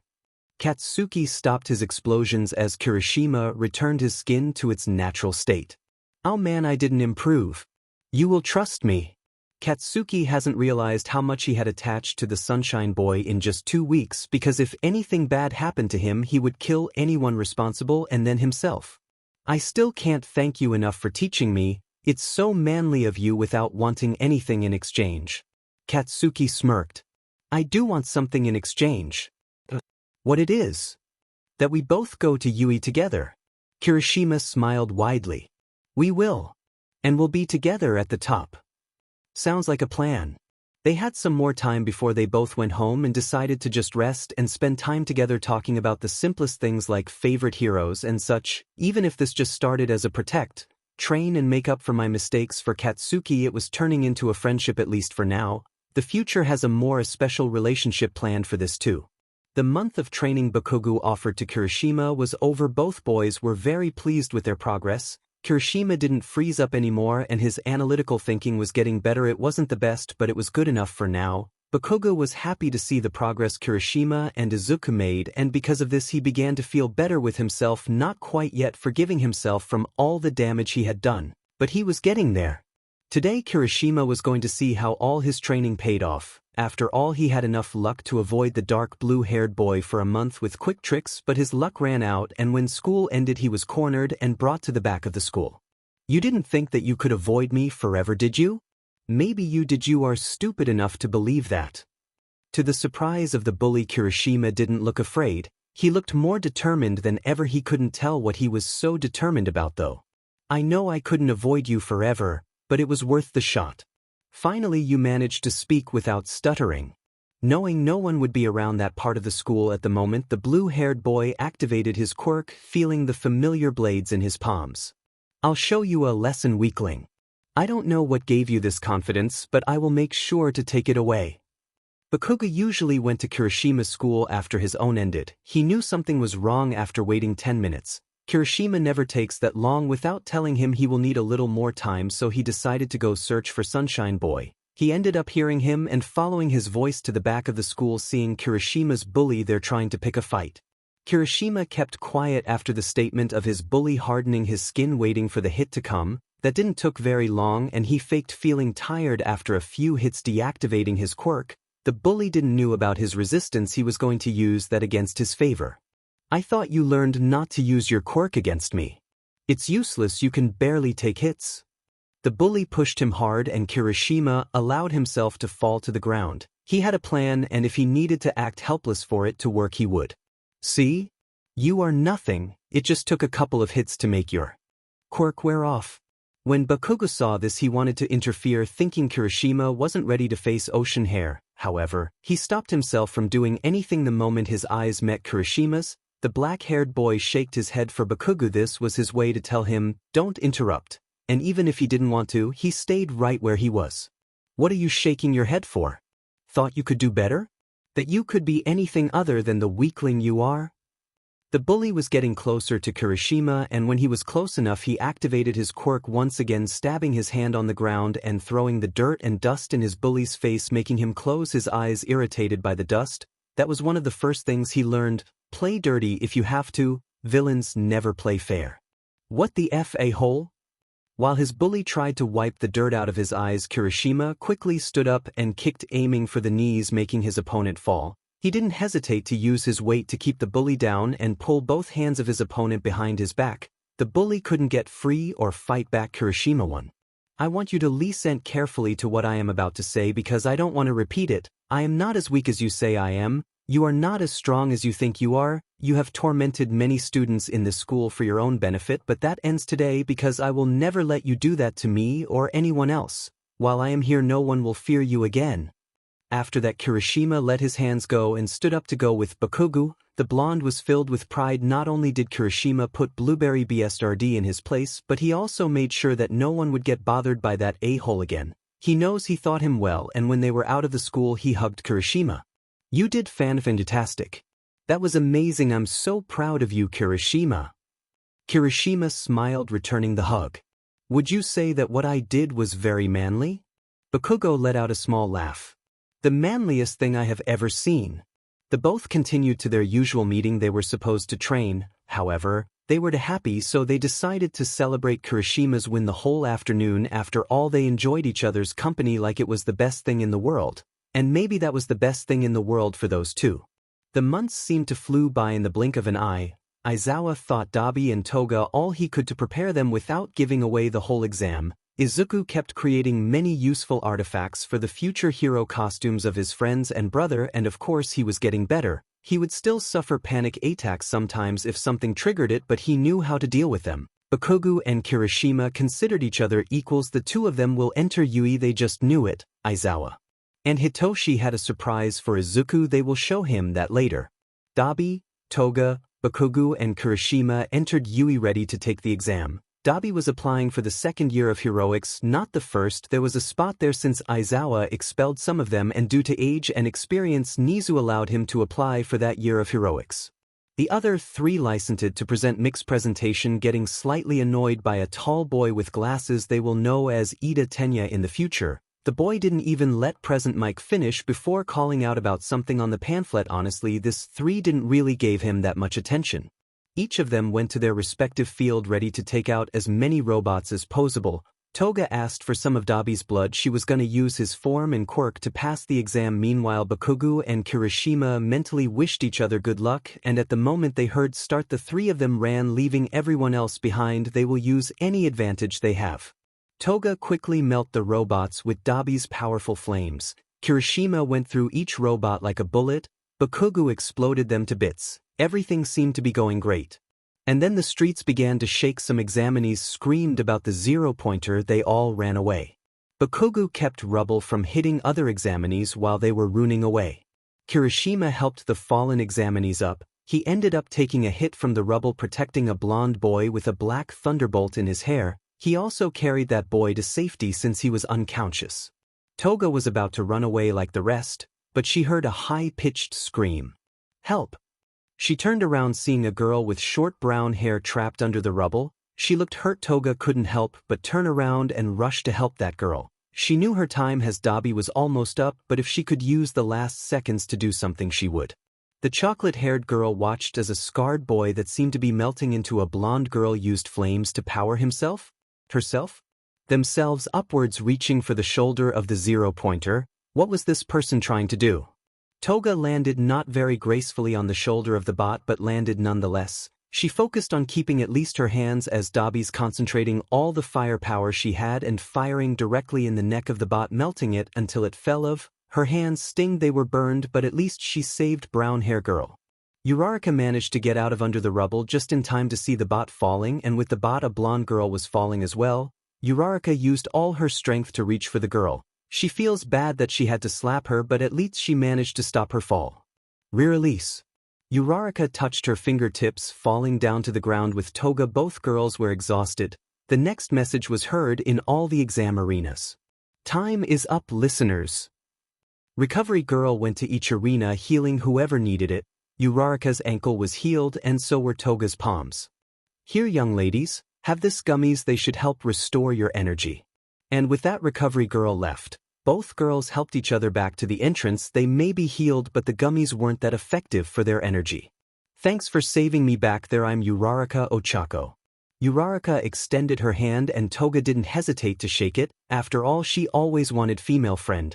Don't get her wrong, she loves Zuzu, Dabi, Shinzo and Angry Chihuahua, but she wanted a girlfriend to do whatever girlfriends do. It was nothing, I'm Toga Himiko. I should thank you, Oswell, you saved me from quite a fall. The girls talked for a while until Uraraka felt good enough to leave on her own, and now she had to wait for her friends. Sup Toga? Dbi. She hugged her friend, asking many questions faster than Izuku ever has, and some of them weren't even about the exam. She was randomly saying what came to her mind. Stop that, bleached vamp. Not even Izuku can ask that many questions. Like you care, Angry Chihuahua? Kirishima couldn't help but to snort at the nickname. I trusted you, Kirishima. I like your new friend. He likes my nicknames. Dabi rolled his eyes while Kirishima was being the sunshine boy. He is already making friends with Toga. Oh, I forgot to introduce myself before the exam. I'm Kirishima Idru, nice to meet you. I'm Toga Himiko. Nice to meet you too. Don't worry, I will find you a nickname. Idru simply noted as they all walked together out of Yui. All of them were sure they would pass. Now they were on their way to Izuku to tell him everything that happened. After all, Izuku loved to hear anything their friends have to say. And then I used Dabi's flames and went whoosh right to the shoulder of the robot and melted the head off. But I ended up burning my hands a little, and I was tired and I was falling, and the girl I was trying to save slapped me, and then I had no gravity. She saved me and I saved her. It was a great way to make a new friend. To say Izuku was shocked was putting it lightly. Aren't there more safer ways to make new friends? But what's the fun in that? Himiko giggled, while Dabi and Katsuki rolled their eyes. Please tell me you did something safer, Kaken. Yeah, I did. Just blew up rubble that was going to fall on other people. Thank God. No asking me, Zuzu? Rude. Oh, sorry. How did you do, Dabi? Well, Niza decided to test me himself, and apparently I'm more fit for third-year heroics than second.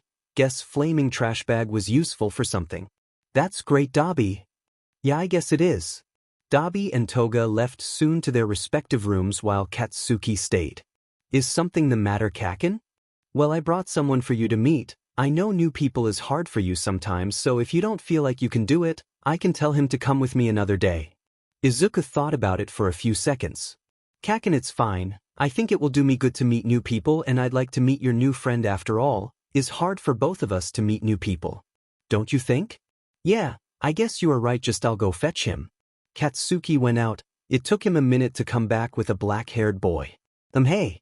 I'm Kirishima Idru, it's nice to meet you. Aizawa Izuku, nice to meet you to Kirishima-kun, and you can call B by any variable of Izuku, my friends do that. If that's the case, then I will call you Zuku. That's a new one. They talked normally for a while about heroes, mutual likings, etc. And then Izuku asked something. How did you two meet? Katsuki tensed. He didn't know how Izuku would react to him being his personal bully for 10 years, but seeing someone he didn't even know at the moment get bullied and jump to help him. Well, long story short, I was being bullied by a guy and Bakubro appeared out of nowhere to save me. He taught me how to fight and defend myself for a month, and I was able to put up a fight with that mean guy and made sure he didn't bother anyone else. We just didn't want to go apart after all that. Izuku began to smile brightly. Kaken, that was so nice of you. I'm so happy you helped someone else like that and even befriend them. Aegirus was confused. In Izuku's head something clicked. Well, when I still went to school with Kaken, he didn't protect anyone, he was too angry to bother looking around and well something happened to me. I'm not comfortable saying what that is, sorry. It's fine, I get it, something personal. Yeah. Well, anyway, after that happened I tried to do something very, very stupid, but Kaken chose the right moment to actually look around and stop that from happening. I am very grateful he did. Katsuki wanted to cry badly. Izuku was making him look like someone who just had anger issues and simply didn't care about what happened around him, when he caused a big part of that pain, when he was a reason Izuku almost killed himself, died, and still the green-headed boy was trying to protect his new friendship by leaving out parts of their past. Izuku may never say what he did, but he knew and he couldn't stop the tears. I'm sorry.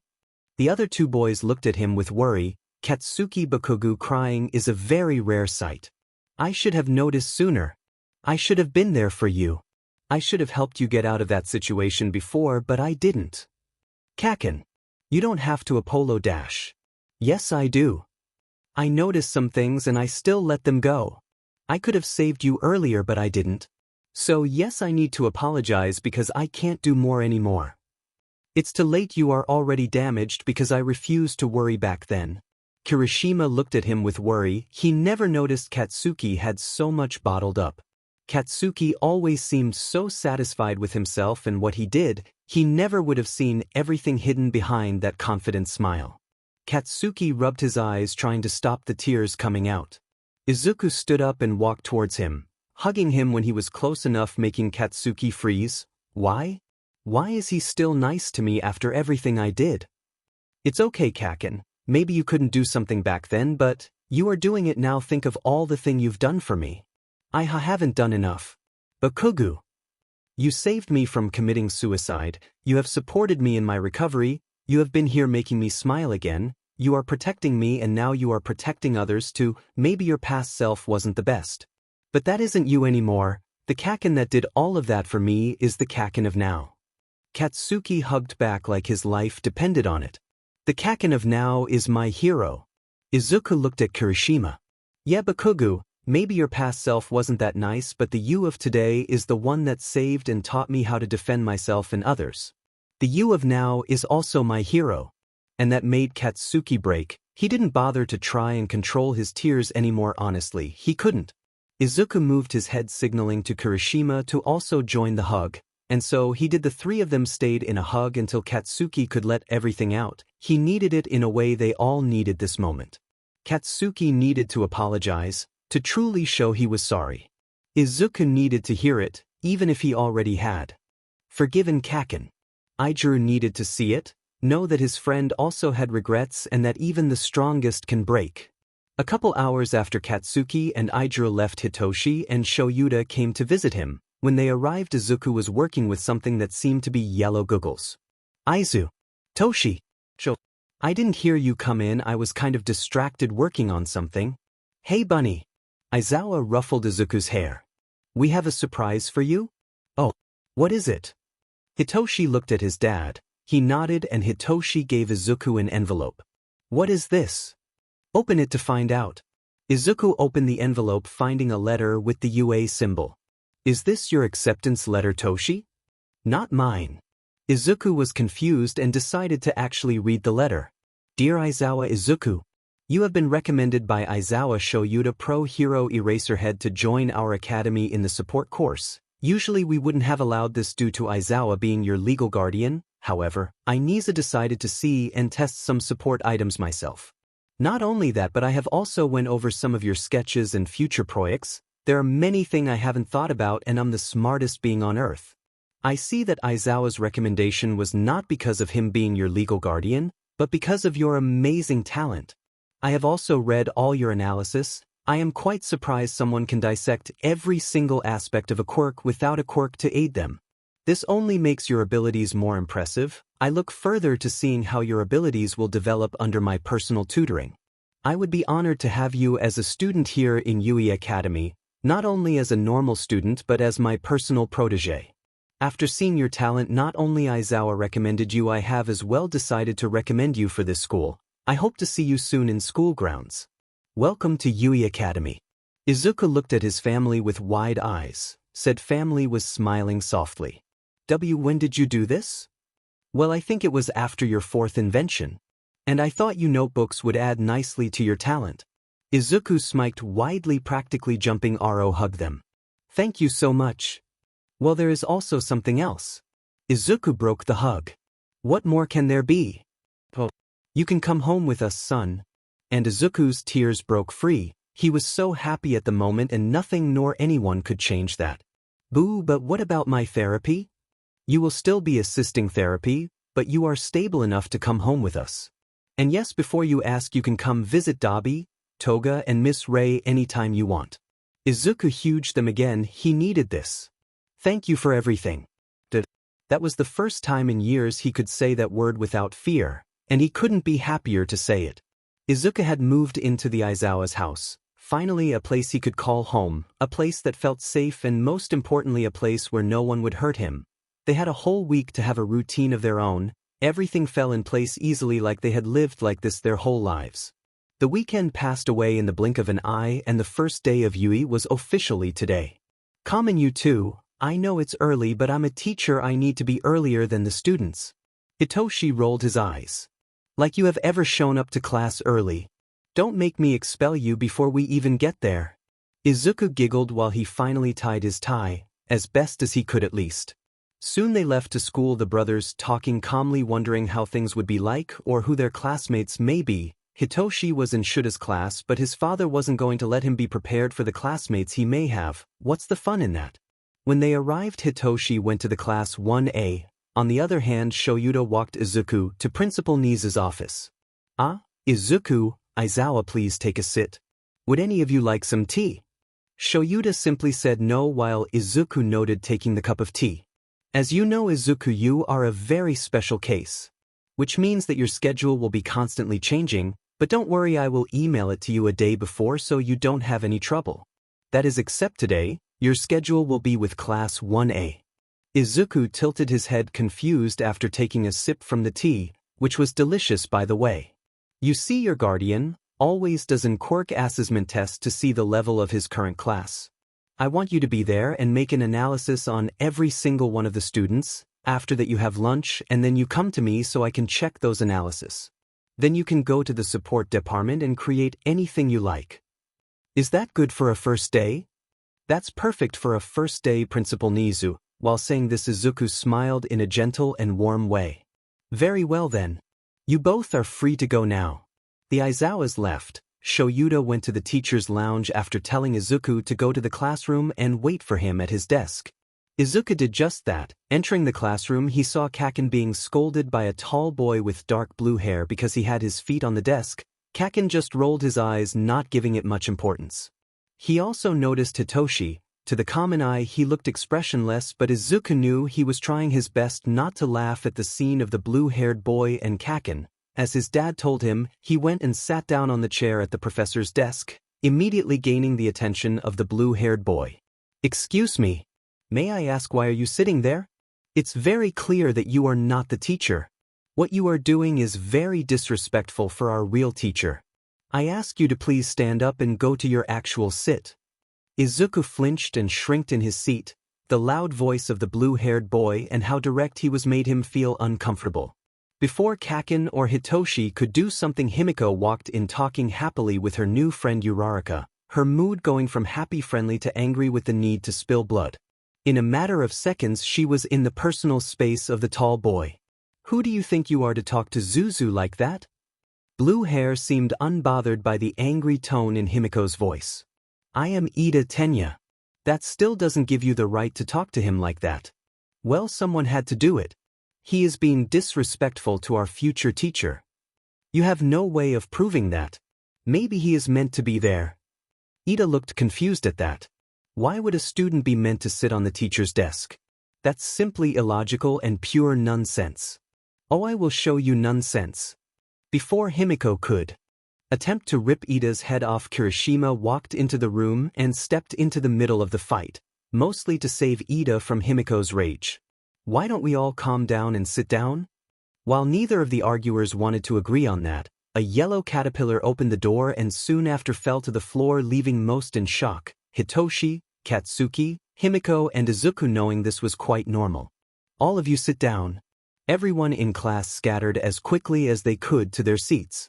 Aizawa walked to his desk, giving Izuku a little smile only for him to see before turning to the class with a serious expression. It took you 8 seconds to settle down. We need to cut that time in half by the end of the year. When you are a hero, there is no time for you to lose. That being said, everyone put on your gym uniforms and meet me in the field in 10 minutes. Everyone but the brothers were confused. Soon all the members of Class 1A left to go change. Izuku and Shoyuta walked calmly onto the field, the greenette already taking notes from the people he already knew. In 10 minutes all the students were on the field. I am Aizawa Shoyuta, your homeroom teacher, and today we are going to do a quirk assessment test. Some students cheered, claiming how amazing an assessment with quirks is going to be. A girl that was completely pink saying that this should be fun, making Aizawa slightly grin before returning to his stoic expression. Fun? Are you going to have this attitude all the time? Fine, if you think it's fun, then the students who ends up last gets expelled. Izuku could hear many anguished cries from the students. His mind went to an instant solution. He wrote on a little part of his notebook. Teamwork is the easiest solution. If they work together, they could surely tie most of the students, and if the points are high enough, no one would be expelled. Everyone would prove they have potential. Bakugo, you got first place on the exam, right? Go ahead and throw the ball. Use your quirk, do whatever you want as long as you don't leave the circle. Bakugo noted, catching the ball and stepping INTL the circle. He took a deep breath and used his explosion to throw the ball. 815.20 meters. The class was shocked and amazed at the same time. In another timeline, he got a lower distance, but here he had previous training with Aizawa giving him a slight advantage. Ida had kept quiet while their teacher explained, but now he was bothered by the fact that the greenette was still in his normal uniform, sitting down and just scribbling into a notebook, so he did the most logical thing and raised his hand. Yes, Tenya? Excuse me, sir, but why is that green-haired boy not taking the test with us? And why is he not wearing the uniform when you told the class to go change? As a UE student, he should show the best behavior, and clearly he is not doing so. Aizawa sighed mentally. Not even an hour in and he was already tired. This boy is Izuku. He is not taking the test because he is not part of the class. Not only that, but he was asked by Principal Nizu himself to analyze each one of your quirks and write it down. That analysis is as important as the assessment itself. I recommend you focus on the test instead of what others are doing. Ida simply noted. Himiko grinned widely because the best father figure to ever exist shut up the boy that dared to raise his voice and scold Izuku, who is basically an angel. The rest of the class looked at Izuku with a certain fear. They didn't know why that analysis was important, but it depended on Izuku alone. When Izuku felt many eyes on him, he raised his head from the notebook to see many of the students looking at him. Once again he shrinked in his place, this time giving a small wave and a nervous smile to the class, which seemed to make most of them ease the fear they felt. First there was the 50-meter dash. Izuku began writing the names he heard on the pages, leaving 2 pages for each student. The one that seemed to do best in this category was Ida Tenya, the boy that scolded him, finishing the dash in 3.4 seconds. Pretty impressive. However, Himiko was a close second with 3.7 seconds. She is very quick and agile, she just doesn't look like it. Then it was the strength grip category, the most outstanding being a boy with a mouth mask named Shoji Mizo. His quirk seemed interesting. He would ask all of them for a quick description of their quirk after the test is over. This test was followed by the long stand jump. Many of the students were able to just go over the sandbox, while others landed within the sandbox. He wrote on how they could improve that according to the quirks he was seeing. Repeated sidestep was a quick test. The pink girl, whose name was Ashido Mina, did quite well using her acid to help her move faster. A frog-like girl named Tsuyu Ajui was the best. One small jumps were her element apparently. In the sit-ups that were mostly for resistance, a girl with a black ponytail named Yayorozu Momo and a boy with bicolored hair named Todoroki Shudo did best than everyone else. The Todoroki boy immediately ringed a bell in his head. Dabi and Rei talked a lot about their family. When Izuku was on Todoroki's page, he looked at the boy with certain concern. After all, he knew how much of an a-hole Endeavor is. He made a mental note to talk with Todoroki later. The seated toe touch was just about elasticity. Once again, Todoroki and Yaoyorozu seemed to be on top of the test, Tsuyu being on the top with them. Finally, the ball throw. Uraraka Ochako, or Himiko's new best friend, did amazingly, earning an infinity score. No one could beat. A gravity quirk has so many possibilities. However, Izuku wonders if her quirk can not only make the gravity of things lower but also higher. That could be helpful if trained correctly. When the results came out, it was the invisible student named Toru Hagakure who ended up last. The girls fell to the floor crying. She was about to be expelled on her first day of school. The rest of the students looked at her with pity, but Izuku, I can't see someone cry. Aizawa rushed to her side and gave her a hug, surprising everyone.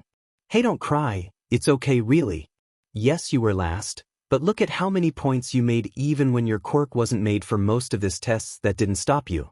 Like a hero, you continued through the task even when everything was against you.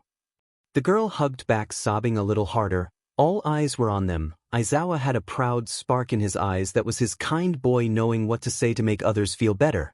It's all right. Hakagure, it was all a ruse. No one is getting expelled. All of the students screamed in shock and some of them complained, but Izuku blocked them all out, focusing on the girl in his arms who was now crying out happines because she wasn't going to be expelled after all. He traced small circles in her back to help her calm down.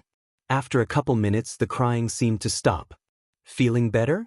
The girl noted, finally breaking the hug. Izuku stood up, helping Hagakure up as well.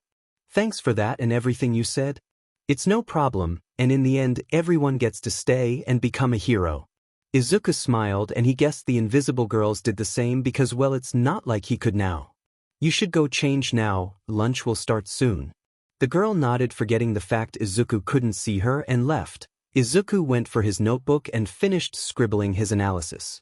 Shudo was the first to get changed, avoiding any interaction with any of his classmates. He doesn't need friends to be a hero.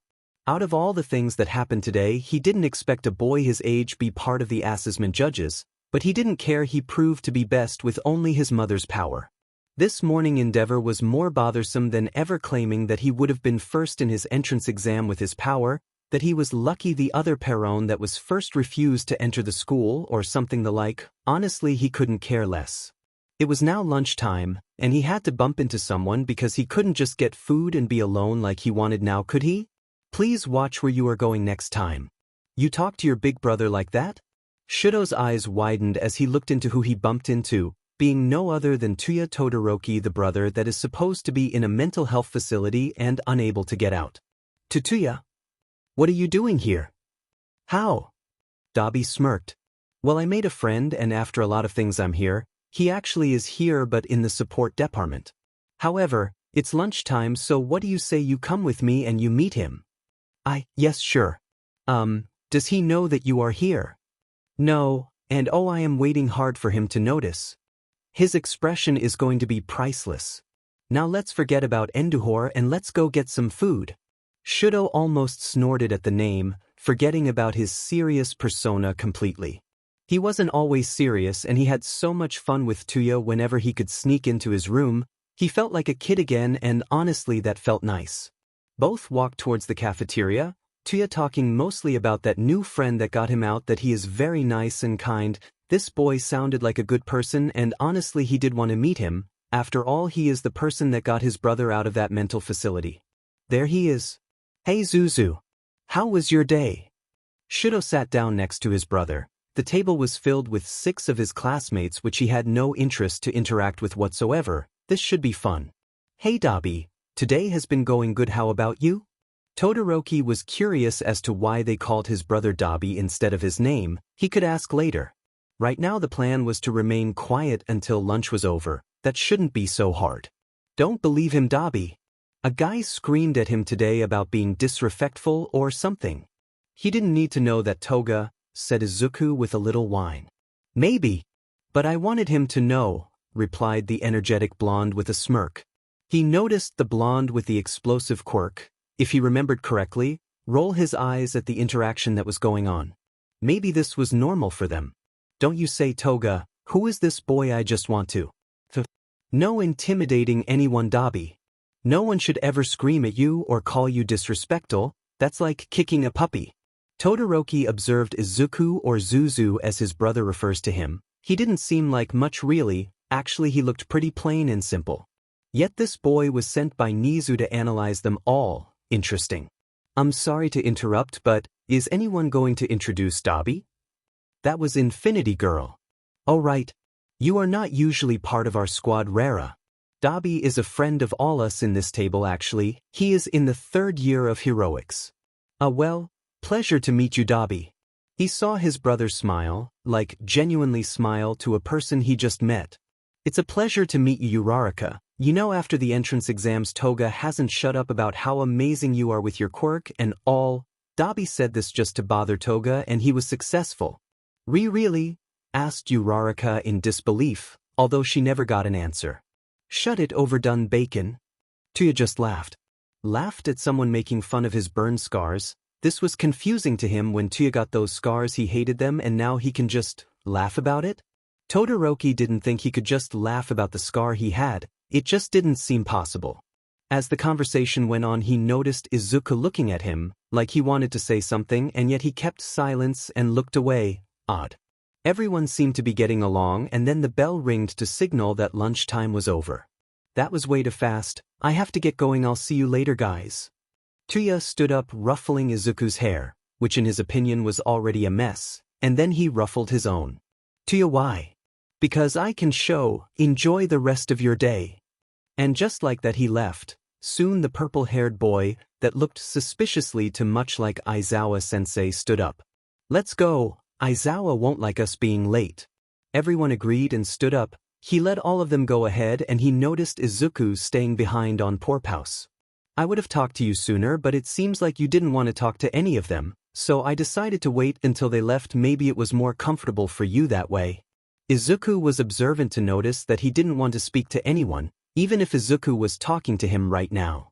I just heard a lot of you from Dabi and I'm glad I can finally meet you. Aizawa said it, but I should introduce myself. Hi, I'm Izuku. The greenette extended his hand for Todoroki to shake it, which he did just to be respectful. After all, Tuya approved of this boy, so maybe he could try and get to know him just a bit. Todoroki Shoto. Izuku smiled. Well, it's a pleasure to finally meet you, Todoroki-kun. I won't take more of your time. If Aizawa tells you anything about it, just say it was my fault. You are not coming back to class? He didn't really want to talk, yet he was curious as to why this boy wasn't coming. Long. Oh no, my schedule is set different every day. I need to go to the support department now. That's actually the department I belong to. I hope to see you around. Why did this boy's schedule change daily? If he belonged to the support department, why was he sent by Nizu to analyze them? How did he meet Tuya? He had many questions, but before he could ask any of them, Izuku was already gone. He simply went to class after that. He got there in time. When Izuku arrived to the support department, all eyes were set on him. In 1A he felt more confident because his friends were there, but here, he is on his own. You must be Izuku, right? Izuku nodded at Power Loader. Don't worry, Nizu informed me about you. That's your seat. Izuku nodded once again and took his seat. This classroom was different to the hero department's one. Here the desks were bigger, clearly meant to be worked on. There are tools in each table for the students and a lot of materials to work with as well. I want all of you to make the blueprints for anything you want, and if possible start building it. Izuku's mind immediately thought about why Power Loader was asking for this. He wants to know what we are capable of, which students can design faster than others. That way he can prepare a teaching plan for everyone to reach the same level. The blueprints were done in a heartbeat. He had this idea for a while and he had actually made some sketches before in his notebook while he was still in the hospital. The idea was quite simple, at least in Izuku's eyes it was. This were some new goggles for Aizawa since the ones he had right now weren't the most practical. This goggles still maintained Eraserhead's essence, that bright yellow color that his dad seems to like so much. However, this ones will look more like the ones of a pilot. Izuku knows that Aizawa depends a lot on his hero gear and the element of surprise, but he never knew why his goggles weren't designed to protect his eyes. He knew it wasn't because he couldn't use his quirk if there was a glass in the way. He saw him do that during trainings, so that couldn't be it. Plus, the goggles could provide more help. Perhaps adding heat vision could give him a better understanding of the battlefield, but it shouldn't be active at all times. That could be straining for Aizawa's sight. Maybe he could use a voice command that only worked with his father's voice. Izuku thought about a Dinga mechanism that would automatically spray the eye drops Aizawa uses, but ended up discarding the idea since that could end up hurting his eyes more than actually helping. He decided to remain with the simpler design the pilot glasses with one-way see-through glass so no one could notice where his father was looking at, plus the heat vision modification activated by voice. For now that should work, and he could upgrade it in the future if he thought of anything new or if his dad suggested something. By the end of the class, most if not all of the students finished their blueprints. Just a few of them started working on the prototype, but just 2 of them managed to finish their first invention in class, one being Izuku and the other being a very energetic pink-haired girl. Power Loader congratulated everyone on their progress and dismissed the class. Izuku began to pack his things to leave, having a special care with the new goggles, when the pink-haired girl slammed her hands against his desk, making him give a little jump. Was she angry? No, she is smiling, so that can be it. Maybe I offended her? No, that doesn't make sense either. Perhaps this is her way of being friendly? The pink-haired girl spoke maybe a little too loudly, making Izuku jump again. Hey Freckles! Are you even licensing? She has been talking to him all this time and he has been ignoring her. And no, I'm sorry about that. My name is Aiza. But he was interrupted. Who cares? That's not important right now. Izuku is unsure of how to socialize someone. Please help this child. What did you build, Freckles? Oh, she was just interested in my invention. They are an update for Eraserhead's goggles. The ones he owns right now are not the best he could have. They have heat vision and one-way see-through glass. The heat vision activates by voice, so only he can do it. They also provide more protection from debris or dust so he can keep his eyes open longer during fights. Izuku explained his invention while the girl remained quiet, listening with interest. That was fast for an hour and a half. I'm Hatsume. And you, Freckles, seem to be the only worthy ally in this classroom, since only you were the only other person able to finish in such a short time. Ally?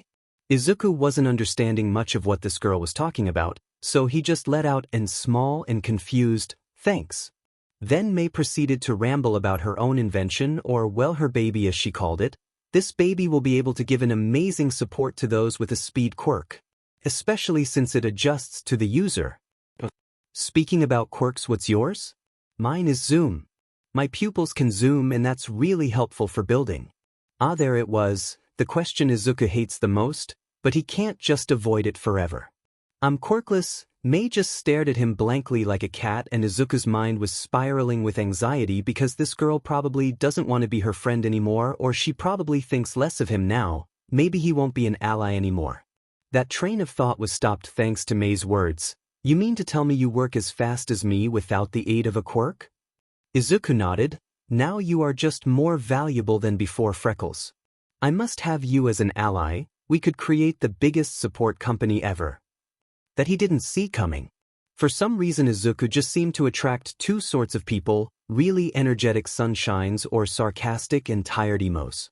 May followed him around talking about how they could make an empire if they started making connections with the other courses and how they could use that to improve and sell their babies, to which Izuku just nodded since May did have some good points. He walked with her until he reaches his friends. There was the familiar squad being Toga, Kaken, Dabi, Toshi, and the relatively new Kirishima. There was also the seemingly new members Uraraka, Hagakure, and Todoroki. Of course, Toga was the first one to introduce herself to May, and it just escalated from there. Apparently there was going to be yet another new member to their squad, since May wanted connections with the hero course and Izuku had provided just that. Izuku smiled at the scene. Everyone was happy, just chatting with each other and getting along. Todoroki still seemed hesitant to talk to others, but that's okay. After all, Izuku knows what it feels like to want to stay quiet and be left alone. All thing considered, his first day at UA was perfect, and hopefully the second would be just as perfect. The second day at UE wasn't as hectic as the first. Nizu sent him to Buttes and analyze Class 1B just like he did with 1A. The only difference he could notice was that this class wasn't that stressed. Then again they weren't threatened with being expelled, so they didn't really have a reason to be worried. Izuku had to admit his dad's methods were a little too harsh, but they worked. Class 1A gave all his effort during the test while 1B only had fun testing their abilities. It was nice not having to get out of his comfort zone to comfort someone like he did with Hagakure. Not that he minded doing so, he would do it again if he had to, but staying quiet and scribbling down notes on his notebook had always felt safer, and after such a tragic life he liked that feeling of safety. Izuku was never one to not like people. He would usually try to see the good in everyone, Kaken being the greatest example of that, but the blonde boy that could copy quirks for at least 5 minutes and one at a time was getting to his nerves.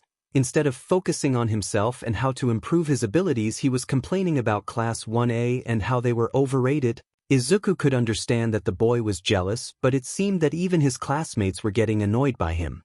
Usually Izuku would have simply let it slide, but he made one mistake. I even heard of a girl that needs to drink blood to activate her quirk. How creepy and disgusting is that? If anything, I'd call it villainous, and she shouldn't be in the hero course. He talked bad about his sister. Izuku stood up, opening his notebook, speaking louder than he usually would. Any shyness he had was completely ignored. Monoma Nito, quirk copy. The user can copy the quirk of anyone he touches as long as that quirk does not depend on any physical change. The user can only copy one quirk at a time for a PRD of 5 minutes. After that time limit is over, the quirk will be lost until the user touches a new person. All eyes were on Izuku, but he didn't care. He was only looking at Monoma. What are you dash? Before he could continue, the green-haired boy interrupted. I'm sorry, but I wasn't finished. I know it's a little hard for you, but show some respect and wait until I have finished. Monoma shut his mouth. Of course he had something to say, but the icy glare in the eyes of the freckled boy that came into the class that morning with a warm and kind look made him stay quiet. As I was saying, hero potential in the current situation 5 out of 10. The time limit, amount of quirks the user can possess at a time, and his ability to use them limits his potential as a hero. The user can improve with training. Well, that didn't sound so bad. Of course the blonde didn't like his hero potential defined by this child so low, but he didn't say anything bad about him. However, improvement will be unsuccessful as the user is unable to focus on their own progress and ability. Instead, they focus on the abilities and progress of the people around him, not to learn and improve but to judge and belittle when he himself isn't much better than them. In fact, he is even below them. Everyone was silent. Not even Vlad King dared to step in and quiet the boy or ask his reason for exposing Monoma's notes specifically. Monoma never thought he could be intimidated by this kid, but his eyes expressed a fiery anger while remaining completely cold. The reason of this is a probable superiority complex, as the user tries to make others seem less than what they truly are. Not only that, but he is actively trying to make others think like he does, just so he can feel better about himself and about his quirk, along with training therapy is advised. With that, Izuku closed his notebook, watching the mixture of emotions going through Monoma's face, but the most prominent one was anger, which in reality was a facade to cover his shame. What gives you the right to say that about me? Don't you dare give that to Nizu or Dash. Izuku raised an eyebrow. Or what? There wasn't an immediate answer. Monoma was thinking about what to say. Will you speak badly behind my back? Belittle a quirk I don't have? Try to take the notebook Nizu himself asked me to write so he could give you all the best education and help possible? Do tell me, Monoma, what exactly will you do? It was almost a defying tone. Dabi and Toga would be proud. Hell, even Aizawa would be proud of his kid right now putting someone petty in their place. Monoma was going to strike low. A quirk I don't have? That meant the kid was quirkless and so he could attack their right? Wrong? You are quirkless? Then why would Nizu even put you in charge of assessing us? You are clearly not good to Butte's quirks when you don't even have 1 inch. Izuku let his face fall just to see Monoma smirk victorious, only to smirk and let out one single laugh. Because unlike you who has a quirk, I am competent with what I do. He took a step forward to Monoma. I don't care who do you think you are to talk badly about others like you do, because let me tell you, getting into Yui doesn't make you special. Just like you got accepted, you can get kicked out and replaced. Just because you got in doesn't mean you will have everything handed to you. You will have to fight for it. He kept approaching and he was getting to close. Monoma did step back. You are sour about not getting into 1A? Though luck, buddy, they worked hard to get where they are. They saw the flaws in their quirks and worked to turn them into strengths. Talking bad about their quirks, especially when you don't know the struggle that put them through, won't get you higher in the ranks. If anything, it will get you to the bottom of it in the blink of an eye. The blonde boy kept backing up, but Izuku didn't seem to be stopping. A blood quirk is villainous? Are you even aware of who your teacher is? And what about your own copy quirk? A lot of people could see it as villainous, and by the look in your eyes I know they already have, and yet here you are repeating history. Have a piece of advice. Focus on yourself before you judge others, because believe me, you will only make yourself enemies if you don't. What kind of hero makes other heroes their enemies?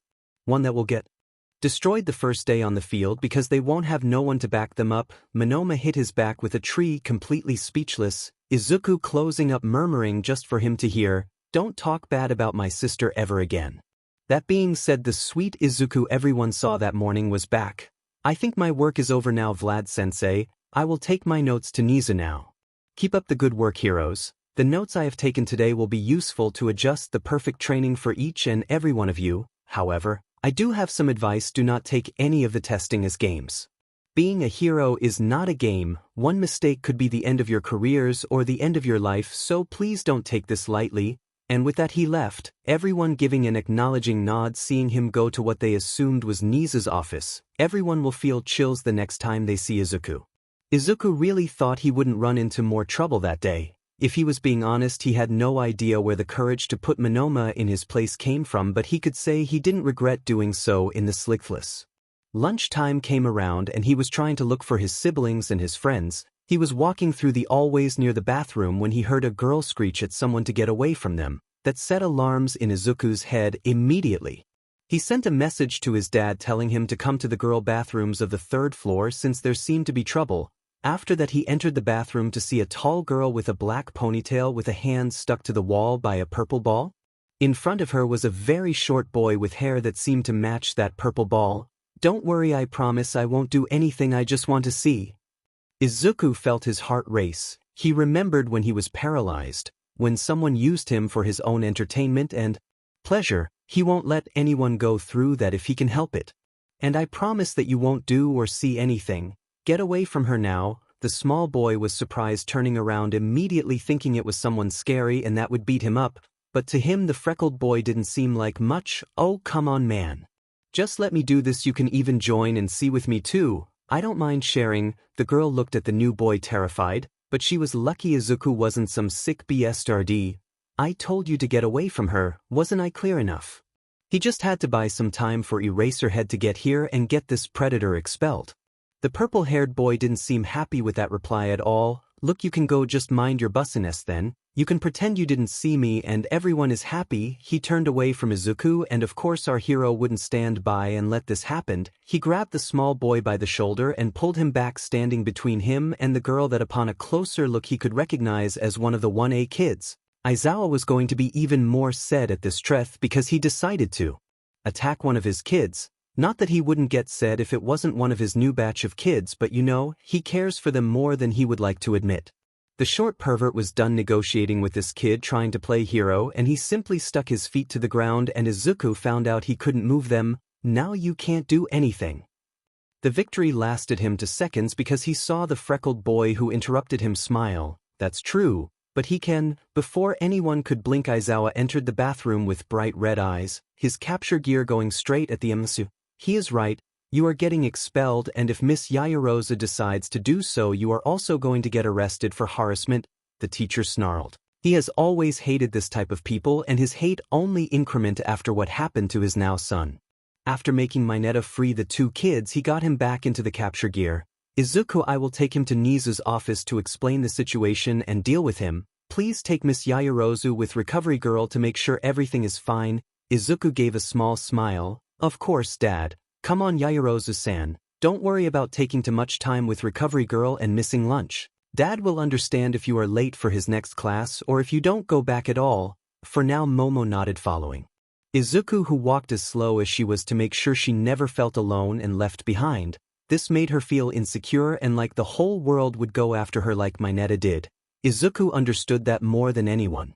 Momo, on the other hand, didn't know why she was heading to the infirmary to begin with. She wasn't hurt in any way. It was mostly the fear of being in a situation like that and feeling so helpless. She would have used her quirk, but she trained a little too much that morning and she didn't feel she had enough fat to use her quirk in the first place. Was it her fault for not being ready? She is training to be a hero, she can't become a liability like this. Yaoruzo-san, your breathing is getting unsteady, I need you to focus on my voice for now, okay? I know what sort of thoughts you are going through right now. I've been there, but please, I need you to focus on me before you spiral into a panic attack. She didn't even notice her breathing was changing.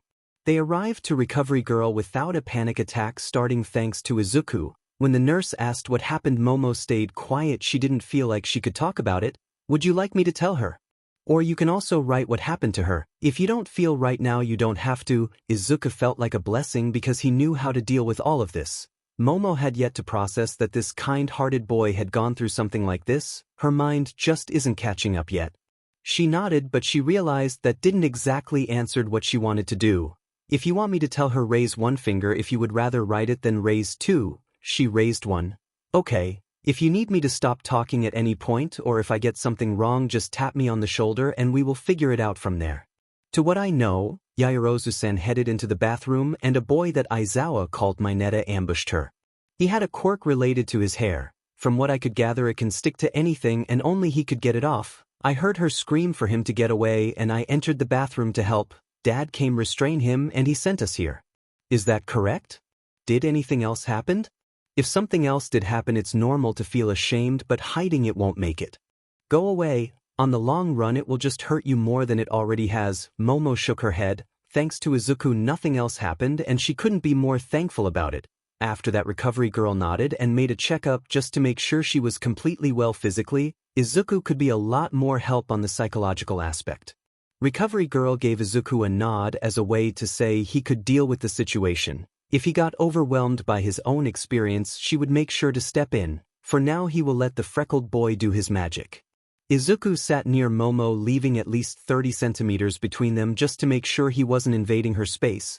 I know you don't want to talk, but no, to deal with this I need you to tell how you feel. You can take your time. I don't need an immediate answer. I need an answer when you are ready to give it, okay? Yaoruzo nodded. She just wanted to get this over with and speak, and at the same time she wanted to forget anything even happened. Keep quiet and forget about it. Izuku waited patiently, dangling his feet from the chair for 15 minutes until Yaoruzo felt like talking. You already know what happened. What else do you want me to say? She thought that would be all. There wasn't really much else to say. Well, I want to know how you felt then, how you feel now, and what is going through your head right now. Remember, you can take all the time that you need. Classes or lunch don't matter right now. What matters is how you are doing right now. The girl remained quiet for a few more minutes before answering. I felt scared and weak. And helpless, like a liability. She looked at Izuku, hoping that her answer was correct, like there was some way to feel wrong. The boy only gave her an encouraging nod. Right now, even when I know I'm safe, I still feel like that. She remained quiet after that. Okay. All that you're feeling right now is completely normal, even when there is no longer a threat nearby, because at some point of time that threat existed. Now this next question may seem like an obvious answer, but I need you to think beyond the obvious. Why do you think what happened made you feel like that? There is no wrong answer, Yaoruzo-san. Just answers. Momo knew the obvious answer was because someone tried to assault her, but Izuku asked her to think beyond that, and she tried. Because I was powerless to do anything. I am a hero in training. I'm not supposed to be helpless. I'm supposed to be the one helping. I shouldn't be the victim that will only turn me into a liability. I had a quirk that could have helped me out of that situation and I didn't use it because I overused it this morning. I was too weak to use it again. Izuku nodded in an understanding manner. Okay, I understand that point of view, Yaoruzo-san, I really do, but I can't agree with it. Yes, you are a herp in training, but before that you are human. Feeling scared, weak, helpless, and any other feeling is justified because you are human, a human put through a stressful situation they should have never been in the first place. Izuku's eyes were kind and understanding. They made Momo feel more at ease. I know being a victim is something someone wishes they weren't, that if they are a victim that automatically made them helpless, but that's not true. It's the complete opposite actually. He moved a little bit closer, just enough to reach for Momo's hand in a comforting manner.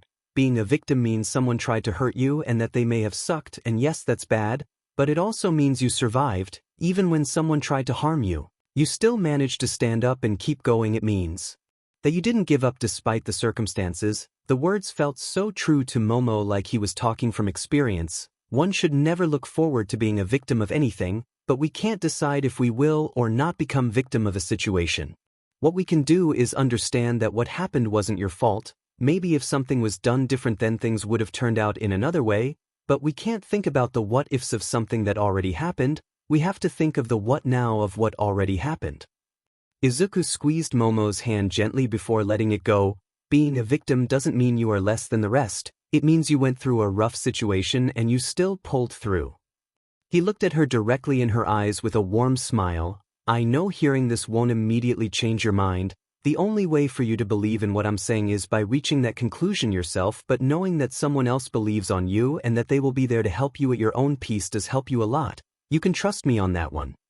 Momo wanted to ask what he meant exactly, but she didn't know if that would be the right thing to do.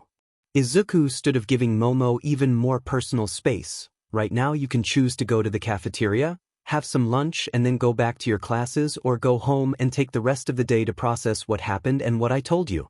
Whatever you do is up to you. Choose depending on how you are feeling, okay? Like, do you think you can handle being surrounded by a lot of people right now or not?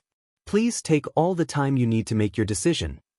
However, whatever Momo chose, it wouldn't matter because she was going to be sent home regardless. Both teams were surprised by a loud alarm telling them to evacuate the building. Someone breached Yui's security. Hello everyone, I suppose it's been a long time and this update may be more disappointing than what you expected. When I began this story, I was really into the BNHA, but slowly I fell out of it and I just didn't feel the passion to continue this story. Most of the time I would use small little concepts and move on from there. I still have some of the concepts I wanted to use in this story initially. Showing how the supportive relationship between Izuku, Toga and Dabi made them stronger to face their own fears and past. During the USJ arc, Izuku was sent to analyze best strategies used by the heroes and see how they could be implemented. I didn't decide whether Ida would get him out as he escaped or if Izuku would remain and decipher something to help them win. Perhaps his kindness could stop the Nomu like a Disney princess only for a moment just for funsies, or maybe the Nomu recognized him as another Nomu because of the emotional pain he could feel.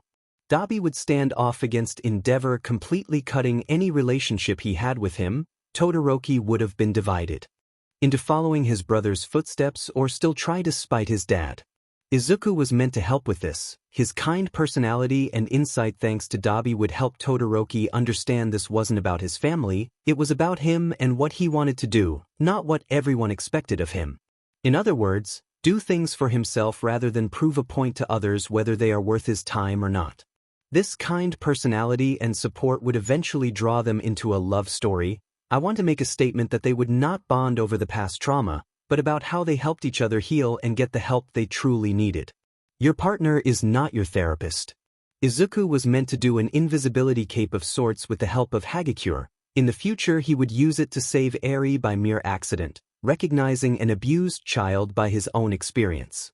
There was a funny scene where he was carrying Eri in his arms and called Aizawa, saying something along the lines of, "Hey dad, I think I kidnapped a child," and Aizawa just hangs up because he doesn't have the energy for it. While I wasn't completely sure how to use the training camp, I knew Izuku and Koda would have a better relationship since he wasn't a hero, still being slightly angry that he wanted to help heroes but wondering if someone like Izuku existed before, his parents would still be here. Izuku was going to camp with the analysis excuse as well. A lot of my work, if not all, is improvised as I go. I truly don't feel motivated to continue writing and I truly doubt I will, but this doesn't have to be the end. If you feel that you can do it, you are free to take it from where I left on and continue on. Use my ideas, ignore them completely or change them as you will. I am not sure how orphaning works, but if it means I can stop being the creator and someone else will pick it up, I am more than willing to do so. I'm sorry if you expected me to go on, but I would rather pass it on to someone still passionate about the fandom than working on it myself and make it a lifeless work. Thank you for reading this if you did. I hope someone wants to continue what I started. Give this story the ending it deserves instead of an infinite hiatus or a cancellation. That's the last of me you'll hear from this. Before I leave, I truly want to thank you if you read this, left a kudo or left a comment saying you liked the story or advising me into things I could do, while I was still interested in writing this story that truly made the difference. You made a difference in the best way you could. I truly loved and appreciated everyone who followed this story, and I hope someone can give you the ending you deserve. Thank you all for everything.